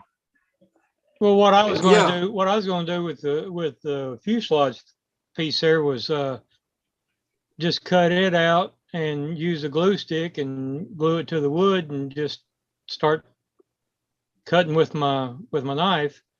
But I can start with the alignment holes. Mm-hmm. Start with them small and then just whittle them out till it fits. Yeah. Yeah. Fuselage sides, you can just pin the two together. Yeah. Cut one out on the saw or whatever. And if you're just careful, make sure you maintain vertical with your knife. If you do it with a knife, Yeah, it's not a problem. You And guys, all these little slots in the side, everybody thinks are so hard. Put What's up, Sparky? 1/16 holes in it and then connect the holes. Go ahead, Sparky. I'll see you later. Take care. All right, see Oh, you, shoot. Sparky. Thanks for coming in. Take care of yourself. Nice, Mark. Okay, well, I'm going to stop sharing now, but I just wanted to show McSlow. Oh, I can't remember his name, so David That's Ho. what it is. yeah. So I just don't want wanted to tell you show what my first name is. My first name is now Divot. Divot. Divot McSlow. Okay. Divot Oh, McSlow. There's a Well, I just story want- there too, but I not bet tonight. there is. I bet there is. I just wanted you to see what what he has to work with, and I think he could easily figure out a way to cut, put a 24-inch long piece of balsa there, and It'll cut work. the whole sheet. It'll cut a Now- 24-inch piece. I heard or read somewhere that you can get up to a 36-inch long mat, I have one. and that way you can cut 36 inches long, Mm-hmm. which What would In be fact, you can buy a 42 because I have one. What Okay. It's not- what it's machine not do a- you have? Cricket do you have? Do what? Which model Cricket do you have? I have same one he has, the Maker. There's a new one out now that do even bigger Maker and 3. deeper, and Maker 2, yeah. But I have a friend who has one who says I could have it. So I'm going to go over and try to get it and take a look at it, because he had that, and then he has replaced it with a new, he said he bought a laser cutter, and I thought he bought a laser cutter, Yeah. It won't fit, it'll fit in this room, but barely. I don't know you got what the big Sam one, has- huh? I don't know what he does electronic projects. And I think he said he's wanting to cut a half dozen or a dozen motherboards at one time. But land sakes alive. I mean, this thing will burn the copper off and leave the lands where they need, leave the traces of copper where they need to be. Like if you're connecting wires, you leave, well, anyway, Yeah. I don't know how to describe it, but leave the lands on there and cut the boards out. You're not cutting all the way through the board. You're just cutting through the copper on top. then flip it over. He has to flip it over and index it properly and do the same thing again on the bottom. Then he goes back and cuts the whole full thing, cuts everything out independently. So I don't know about all this, but I got some friends who are spooky smart. Where Let me did you say hi get to your Lynn real quick, 36-inch guys. mat? Let me say hi to Lynn. Hey, Lynn, thanks for coming in. Hey, how's it going, Good guys? to see you, Lynn. Yeah. Hi, Lynn. Hey, guys. I got mine at the same place I got the cricket. It's a cloth shop. Joanne's cloth shop. My wife. Oh, Joanne's, yeah, okay.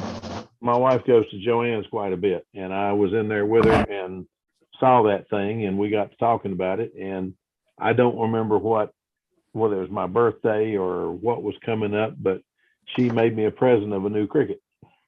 Oh, Nice. wow. So we came home with a cricket, and now Charlie has this cricket too, maker too, and I'm supposed to come to Charlotte and pick that up. I don't know when I'm gonna get down there, but I don't know. I'll get down there before long. It's not a problem going down there, but there's so many people. Anyway, long story, but anyhow, I'll get it eventually. Philip, Hey, Has- good to see you. Hey, has this, Howard. has this guy ever cut copper with his laser? Yes, He's done it, huh? he does it at work. He decided he had a chance to buy the old machine from work and bring it home.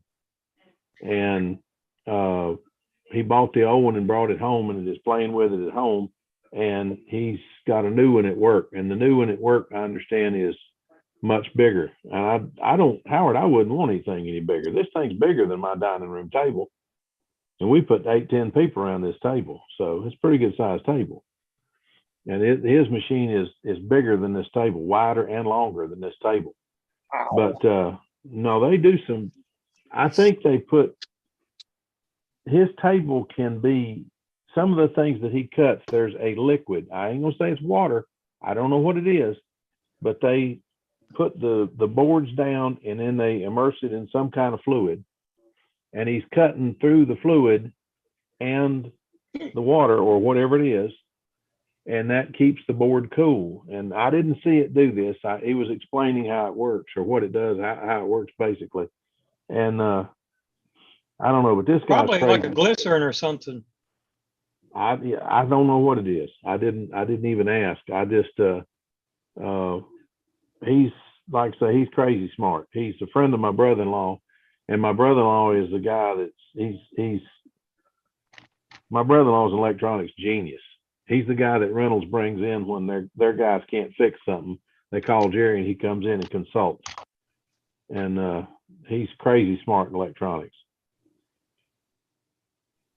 And he's got repeaters all over town that everybody uses for ham radios. And he's been in ham radios since he was about 6.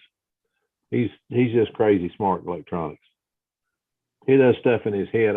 It takes me a while to do it with an HP calculator, and he can do it in his head. It just, he's too smart for me. Common sense, sometimes it worries me, but just plain smart, good Lord, electronics, he is a genius. Yeah, I was looking on eBay at some of the crickets, and they have an actual 24-inch wide one that's called an Expression. Yeah. You could print plans on that. Do them. Well, that one, it's a shame that Sparky got off. He's got a plotter that's not much bigger than that. I think it's a 36 or 42. I've forgotten which, but we had a 42-inch plotter at work that we did all the street signs on. I mean, everything you see on the highway is done on a 42-inch plotter. So this one's 24, and I could do pretty much the same thing he's been doing. You can do about anything you need to do with that. Stencils and that. And if it'll cut wood, you could if it'll cut balsa, you could cut out a whole kit. Oh, you can. You can cut a whole kit. You can cut a whole kit. Just have to, there's some of them will not cut wood because it does not support the, it has to be able to take this knife blade here is only for the cricket maker. Yeah. So I don't you know gotta if be, that's the case don't or just, not. you can't just buy The one I any cricket. saw is the Cricket Expression, and it's a 24-inch, and it's got an adjustable depth thing. Yeah. Plus, you can probably use the same blades in it, I would guess. I'm pretty sure they Well- would standardize that. Well, let me see here. It's the Cricket Expression. Yep. And it's a 24-inch. It's 24 inches wide.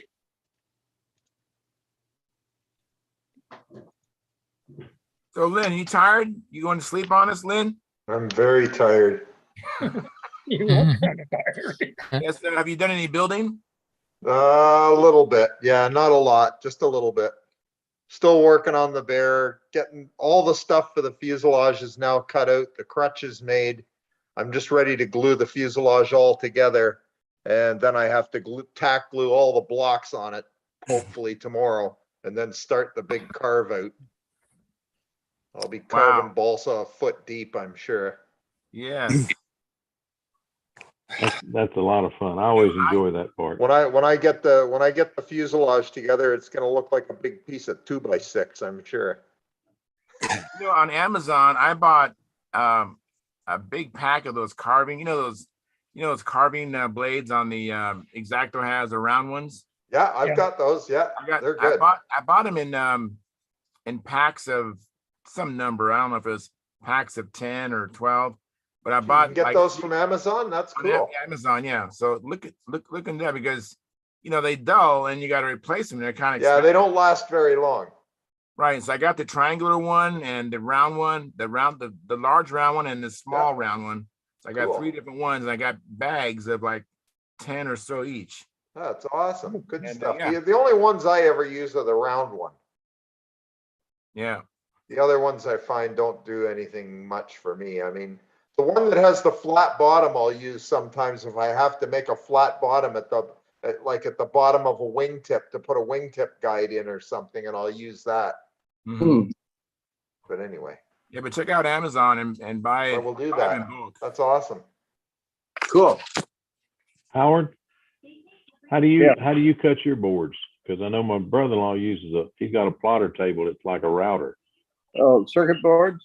Yeah. I have, what's the name of the place? Osh Park do it. That's what Just I send do. them send them an Eagle file and Mhm. then you get the board fast. That's what I did. I always sent my stuff off and just had them cut. City Yeah. wanted me to do a bunch of these adapter boards. I'm not making that crap. I'm not doing that in-house because it's something you got to do to do that kind of stuff. You got to sit down and just have 8 hours that you can just put on this. And you can't, oh, we got an emergency. You got to run across town and fix this light. It's in flash. No, I can't. I couldn't do that. So I draw the stuff up and send it off, get the boards made, get them back and build them myself. I hated to have other people build them, but it's just easier. It's dirt cheap now, and you can do it in units of 3. It's like $10 for 3 boards. Oh man, that's cheap. Yeah. I don't know what the city paid. I just drew it up and sent it off. It was somebody else's worried what it cost. I didn't have to worry. Costs more. Yeah. The Cricket Expression will only cut up to 1.5 mil chipboard. It will not cut wood. So it's not a wood chuck. Can't chuck wood. Yeah, if it'll cut chipboard, it ought to cut balsa. I would think so. It just Chipboard's says a whole here lot harder than balsa. It would be worth a try. It'd be the worth a try, yeah. Expression, it says it'll cut cardstock, basil, BAZZILL, whatever that is. It's textured cardstock, vinyl, fabric, 0.023 inches or 0.58 millimeters. It'll cut magnet material. 3 is almost quarter. If it'll cut magnet material, it'll cut balsa. That's a whole lot harder. 0.023, not 0.23, 0.023. Okay. 0.58 millimeter is the fabric. Chipboard, it says 0.059 inches or 1.5 mil 1.5 chipboard. mils, about 16. I still think he'd cut 1/16 ribs. I think he'd cut that fine. I'll find out. I'll ask Alan and some of the guys, because there's a group here in town it's just a bunch of kids, RCers and radio control, not radio control, RCers and ham radio guys that are playing with these things, and cricket has become the new toy of whatever. And Toy of choice. yeah, everybody's playing with these things right now. So I'll get up with a couple of guys I know and see if we can't find out some more about what it really can do. Because I hadn't even tried it much. I mean, we've done a bunch of vinyl letters and stuff like that for different people, and made a bunch of stuff for my grandson and whatever. But I haven't tried to cut wood with it yet. I was tickled. Eddie's done that. That's neat. He's done some stuff I haven't done. I was the sole purpose of me getting that thing was to cut ribs with. That's my motivation too, Eddie. What do y'all got against making a template and laying it on top of a piece of wood, taking a sharp knife and cutting it out? It's not that hard. Then why are you wanting to do it? I don't do it. I haven't cut wood with mine yet. Yeah. I'm not knocking it now. Don't get me wrong. I'm not knocking it. I just haven't done that yet. If it's a straight rib, straight wing, I'll do a stack and sand. Yeah, or if I don't even- got the root, if I got the root and the tip, I'll do a stack and sand. But with this, the ribs on this JB special, We already got the templates. it's Either but way. it's got the notches cut out for the lead or tail. Oh my gosh, Easy for You you got to it cut too, that. huh? you're rubbing off on me, man. Yeah, it's The, contagious. I'm telling you. trailing edge shear web. It's got Yeah. the notches there, and then the notches for the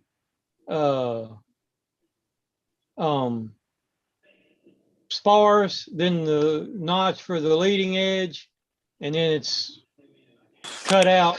The insides are cut out, and I was looking at that and I'm like, man, it's going to take me forever to cut all that stuff out with a knife, but 4 minutes in the cricket and you got a rib.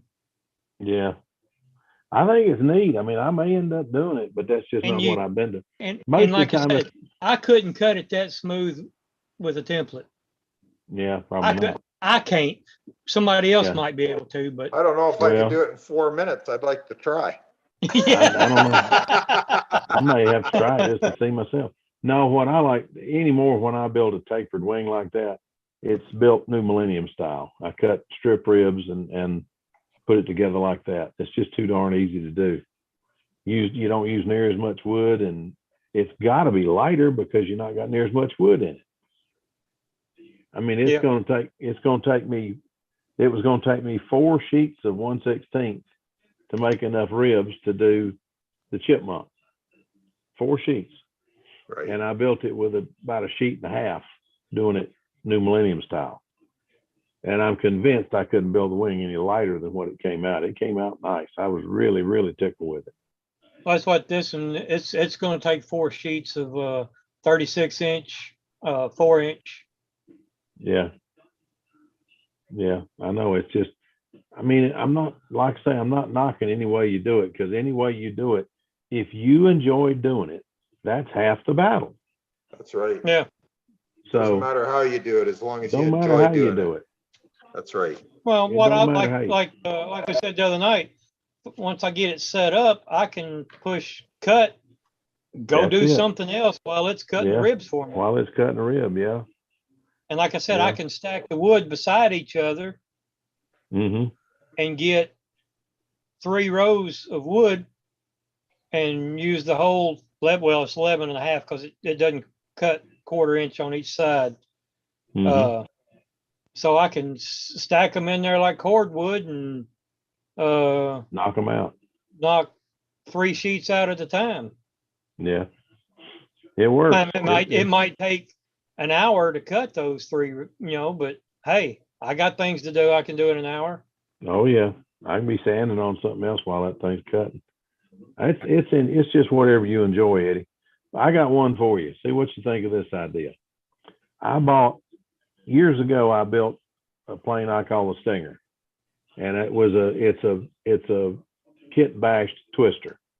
It was done at the same time that Fancer did his Fancerized twister, except mine is longer.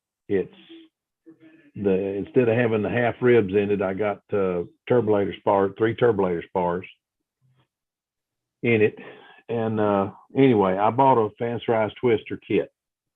Well, I got to looking at that thing, and I've already decided to put a 2022 front end on it, which is going to make it a front mount motor. And make the nose a little bit longer. It didn't want to come out the way I need it to come out, to be just the size of the Fancerized twister.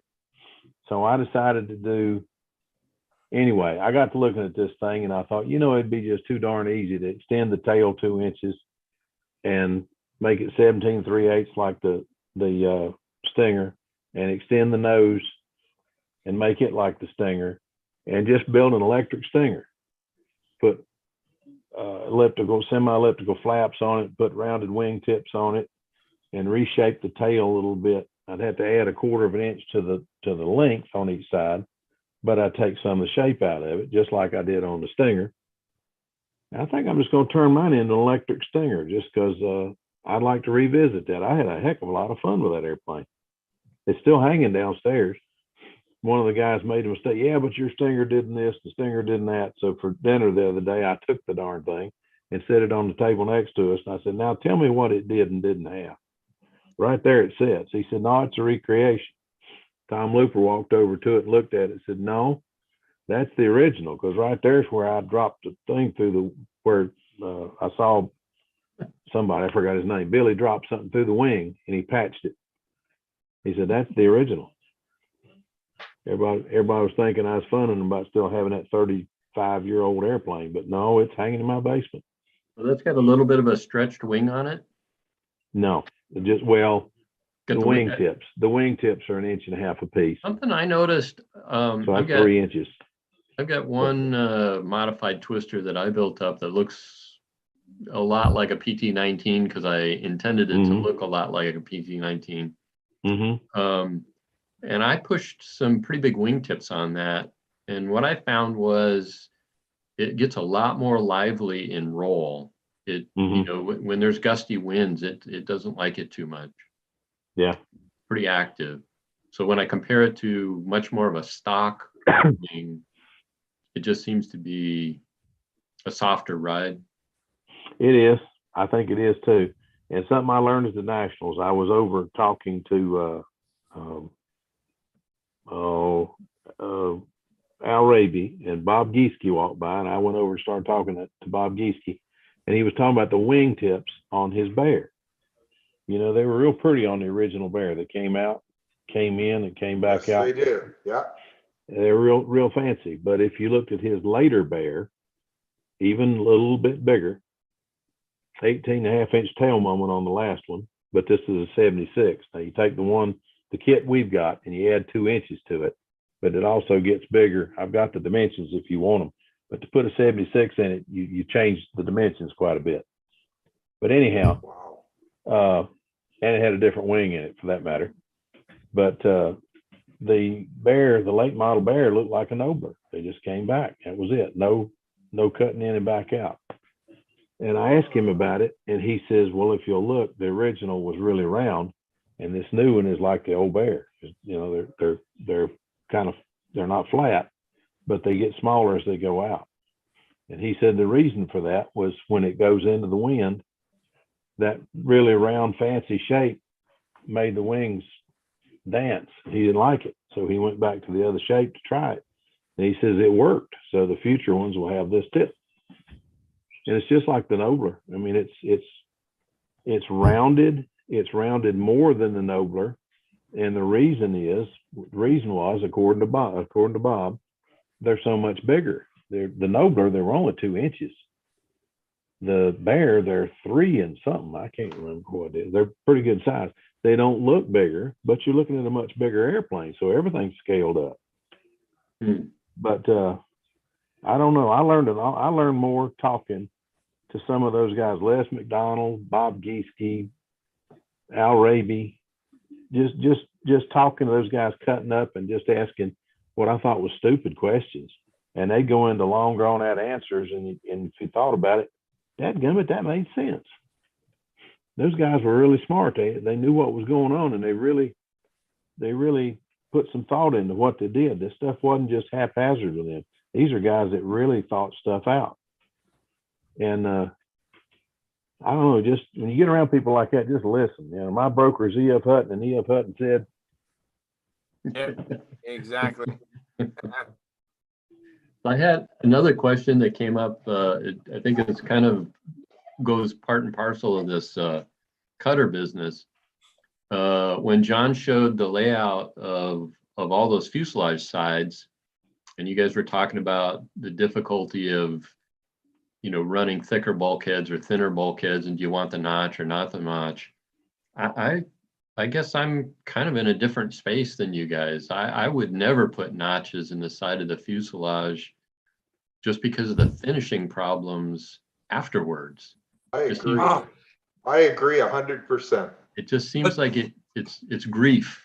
Yeah. Although I admit that it's sort of self-jigging and it helps you with some alignments, but if the alignment isn't perfect, and maybe it is with the cutters, then you know, you're fighting an additional jigging problem from your own parts. So I'm puzzled that that's a big issue. Well, I was just saying, if you're going to do it, I don't do it. Well, I didn't let do me it. jump- I didn't do it on my Bear, and the Bear kit was cut with them, and I made new fuselage sides to get rid of them because me I don't jump- care how you fill them, the darn things will show. Let me jump in here for a minute. On the plane that I was showing, that's the inner fuselage. It's I think it's You're right. 3/32 or 1/16 of an inch. 16th. And and that's the inner fuselage. And then those parts with the notches out of them plugged in and made the fuselage round, and you use stringers. Oh, Yeah. Here. So Okay, those things won't show. so it's a double fuselage setup. okay. Now, there are others that I have done that have had those in them. I always make the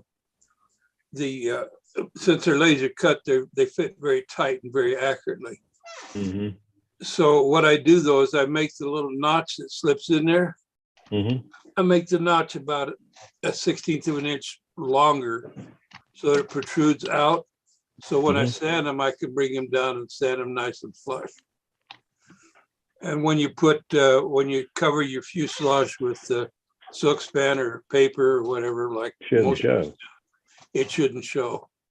But Yeah. it does help alignment and everything else a whole lot. Yeah. Imagine it would.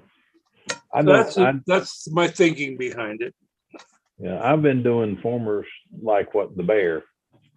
Oh, thank you. Like what the Bear has, and oh shucks. And 1/8 square?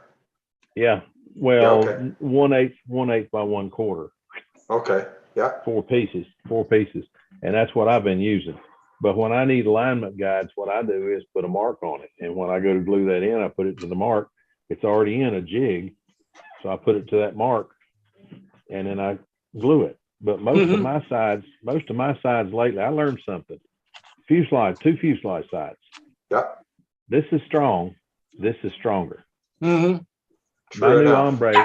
ombre, I don't know if Tommy's going to like it or not, because the new fuselage, not only have I made the plane, made a major change in the airplane, but I've also made it, the fuselage sides are slightly bowed 1/8 of an inch between the middle and each end. There's a 1/8 inch bow to it. And the bottom that's supposed to be flat. I read an article by Fancer, I think, where he said that flat surfaces on the bottom of the plane become a flying surface. So I've rounded it. So I don't know if he's going to be too happy with me for changing his design as much as I have, but I think I might have made it a little, anyway, it's mine. So it's the way it is. Hey, Robert, thanks for coming in. Hey, Charles, good to be here. Just got home. All right. So did I miss anything exciting tonight so far? Oh, yeah. Oh, yeah. Oh, yeah, yeah. It's riveting. You got to watch the replay. Okay. You notice I wore the Friday night uniform though, is Howard? All right. No, I don't think so. Howard did not get the memo. Oh, he started it last week. Gee. Um, He's got a sweater. He's at a loss for words.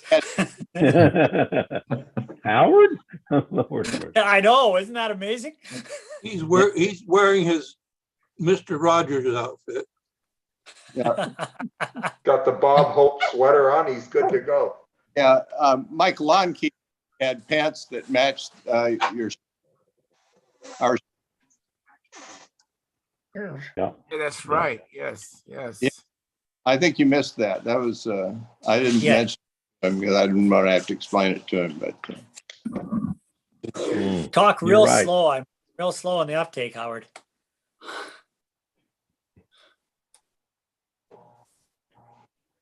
That's slow.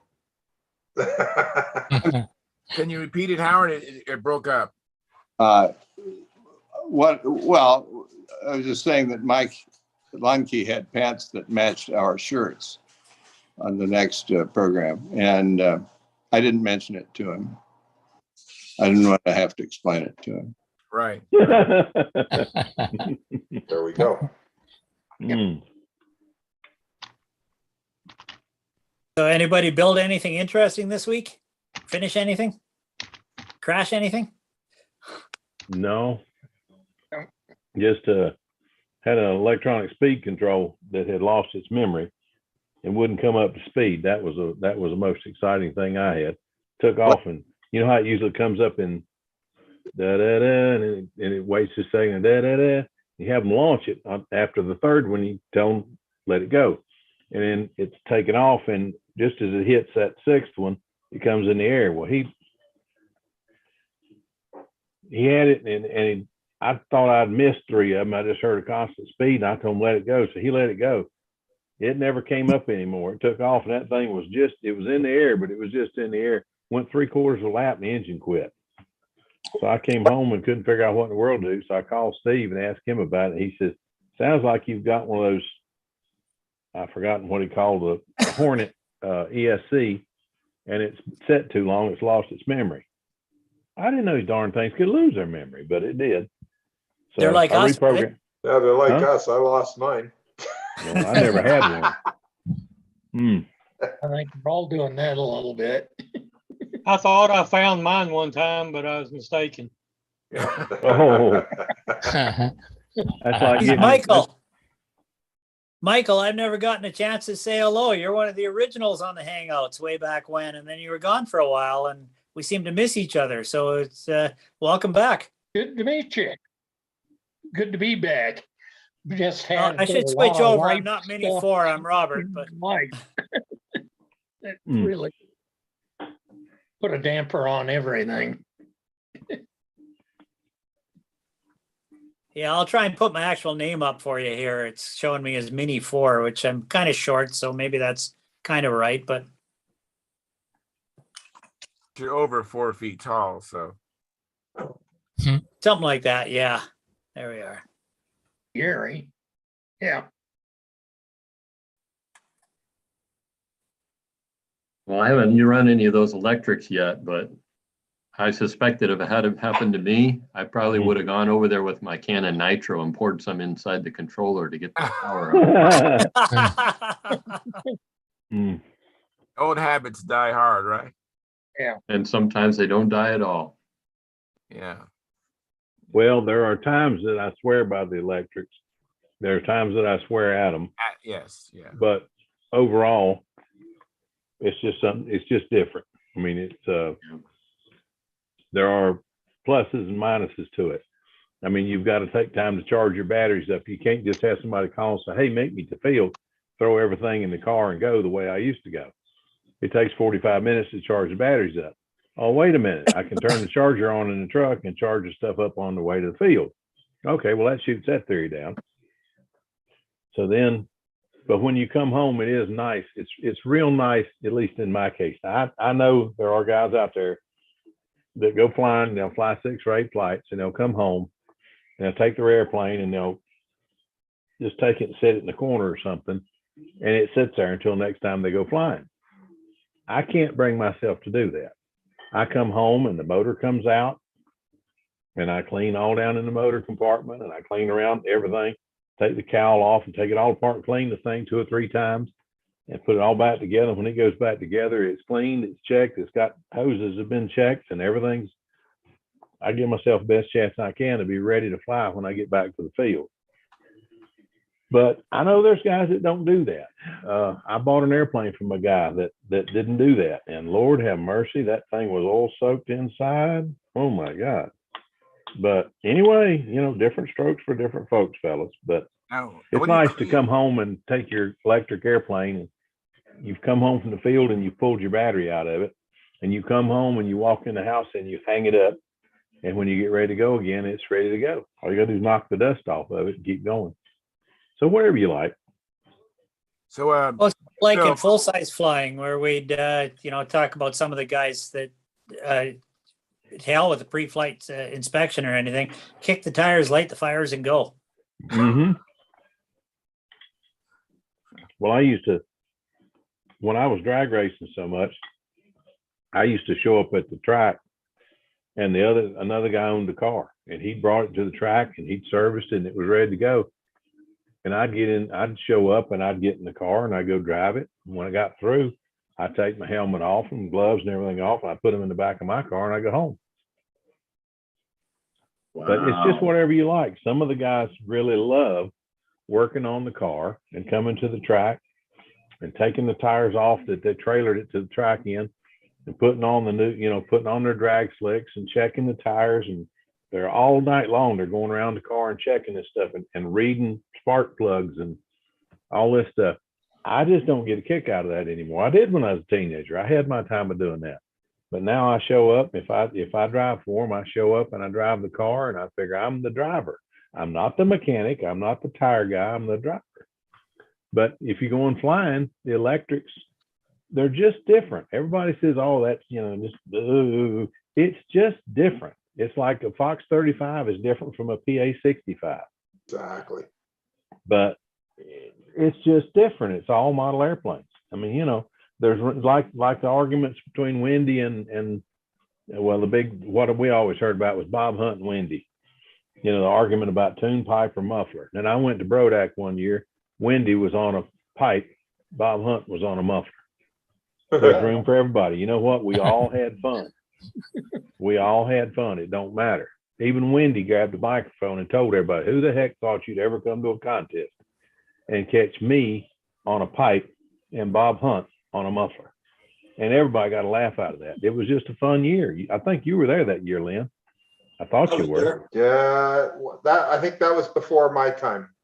Okay. I was Well, there, anyway. though. I didn't go to my Yeah. first Brodaks till 2009. Oh God. Well, you were 10 years late. Yeah, But I was anyway. very late. I was very late. We had a whole lot of fun. It was a whole lot of fun. My wife. Oh, sorry. What kind of ice cream you got there, bud?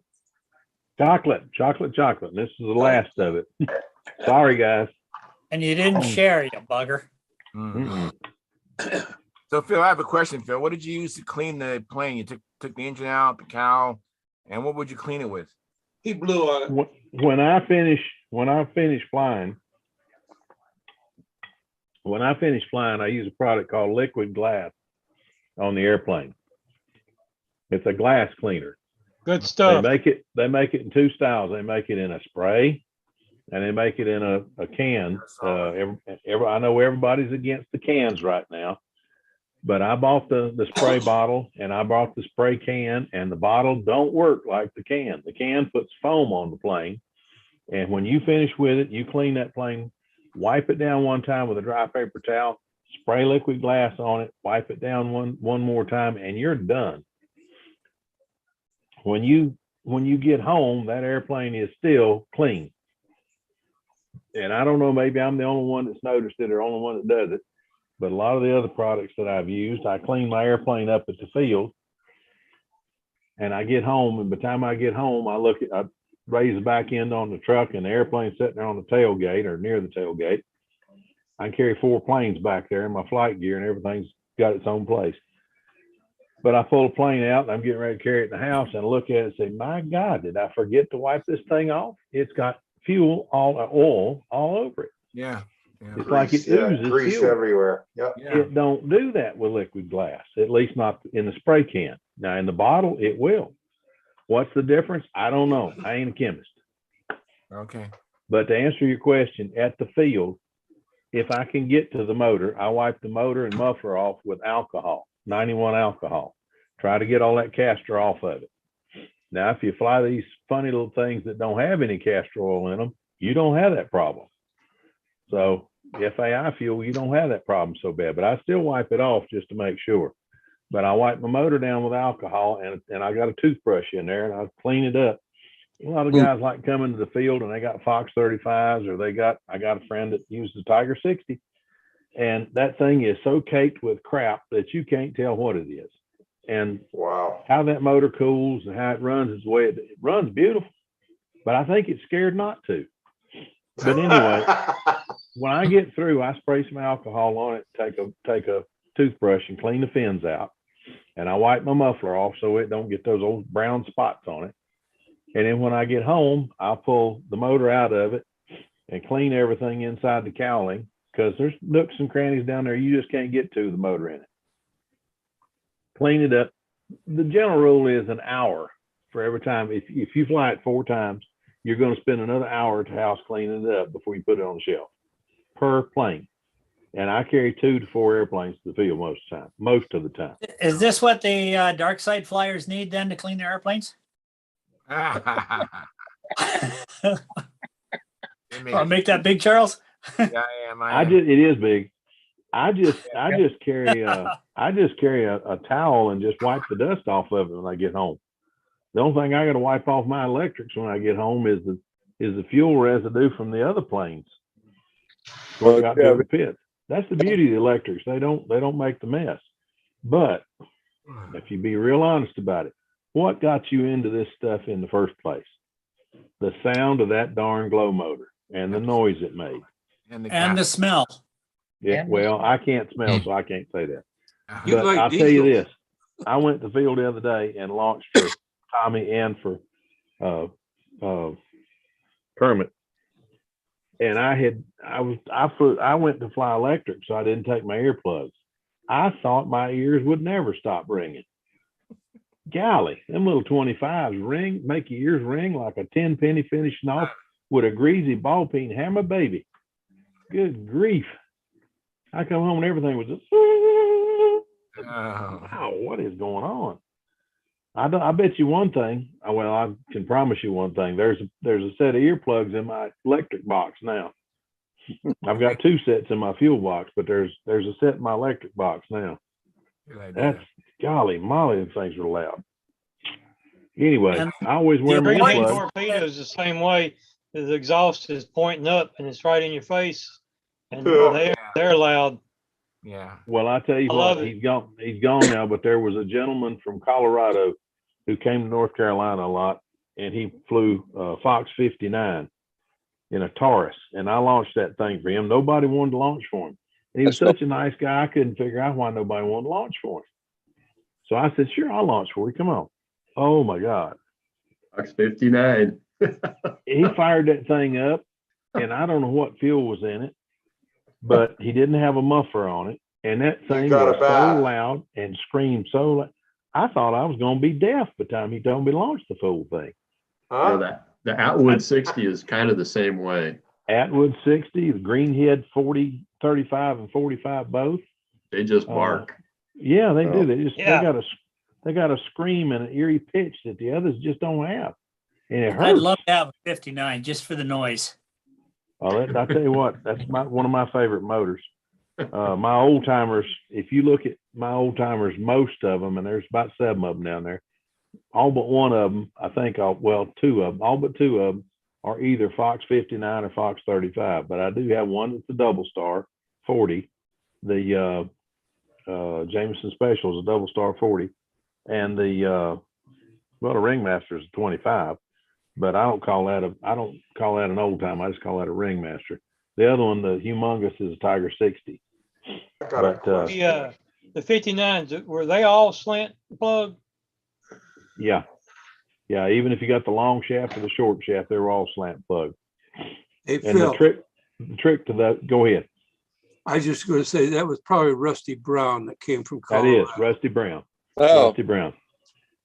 Yeah, the Taurus. He That's had a the name I Taurus. hadn't heard in a long time.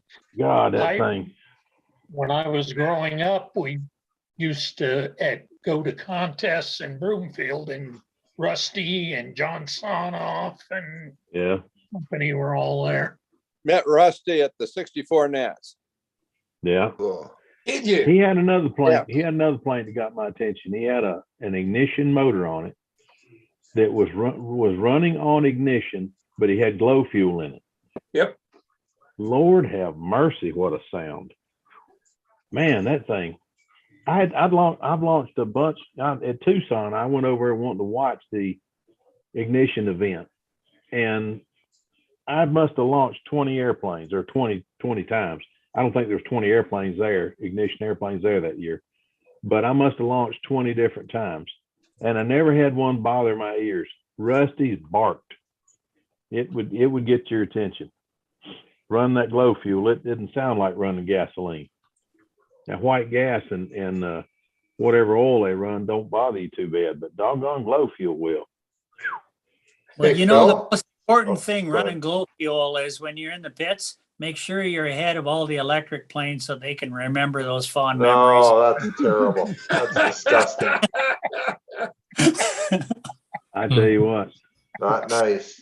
yeah, the electrics are coming. I'm telling you, they're not going to get anything but better. And the ignition and the glow, it looks like we've got the best we're going to have, because there just ain't nobody making nothing. I can't even find any good glow plugs right now. I finally had a friend of mine from Florida send me a half dozen glow plugs and say, try these. And they're Thunderbolt RC long, so I know they'll work. Yeah. But man, I'm telling you, I bought 10 Fox glow plugs last year, and the coil didn't come but halfway down in the inside the plug. It didn't come to the surface like they're supposed to, way up in there. And you put a battery on that thing and fire the plane up. It's running good. And you take the glow plug, take the charge, the battery off. Brr. Yeah. You put it back on. I did that 4 times. And I said, Tommy says, what's the matter with your plug? I said, go ahead and change the plug. I said, Tommy, it's a brand new plug. So I took it off and I put another brand new plug on it. So we got to looking, and that's what we found. There's only two wraps of wire inside it. Mhm. But I sent them back to the manufacturer, and he was in the midst of trying to find something else that I could use. He was trying to make it right. And I have to give him that credit. He was trying to make it right when COVID happened. And I don't remember whether COVID happened or Vicky's, my wife's, treatments got busy, and I never did finish it. But anyway, I never did get them back from him. But anyway, he was trying. It was my fault. I lost it. But anyway, glow plugs are getting to be a challenge Yeah. And for me anyway. Yeah. I'm ready to don't have that many. Phil, I No. got a question for you. Go ahead. You said you have a Humongous. Yes, sir. What kind of weight are we talking with that airplane? I don't know. I'm building Okay. it. Humongous type. I've got it built. It's in primer. Okay. I've got. So my I've got it. question is, do you think that a McCoy 40 Redhead would be enough power? Not for me, maybe for Okay. somebody. Okay. I know Bear came to VSC with a Humongous with a OS 46 LA in his. Okay. And All right. Tom Looper was there with his with a 54 in it. And Bear came over and looked at it. And the next time I saw Bear, he had a 54 in his. Okay. But So 54 what? it was you can't get them anymore. Double star 54. Okay. So what are you going to run in yours? Mine's a Tiger 60.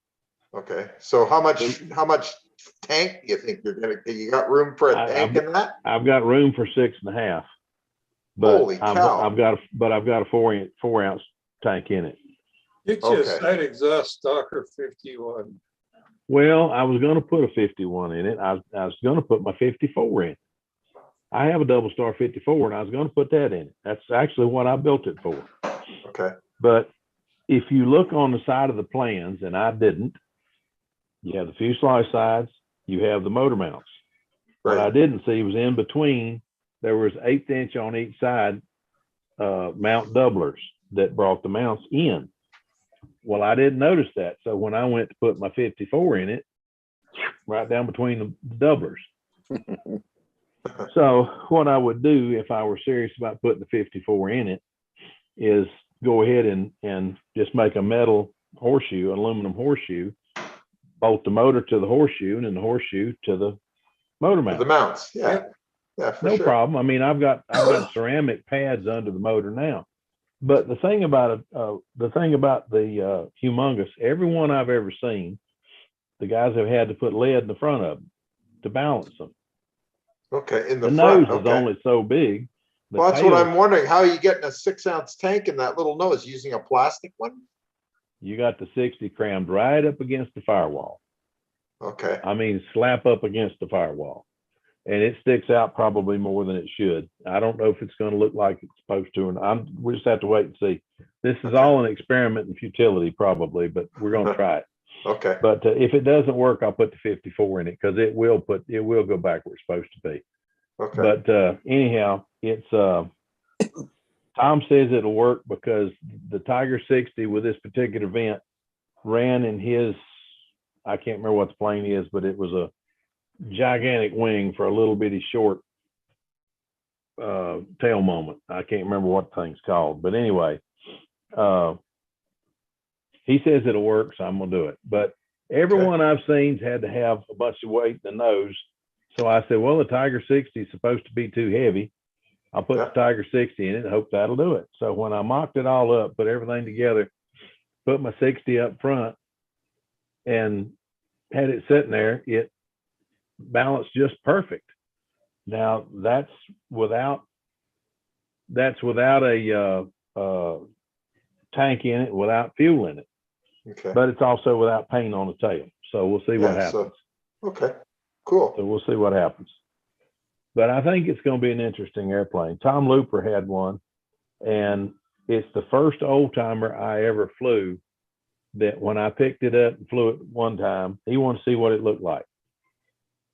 So I flew the plane for him, and he asked me what I thought. I said, give me one practice flight at a contest and bring on the judges. That's the most comfortable to fly airplane I have ever got my hands on. Wow, that's awesome. It grooved so well and it turned so well and it came out flat and just stuck. And he said, we were over here commenting that you looked like you thought you had flying in front of the judges. I said, well, it just flies so darn well. Really flew great.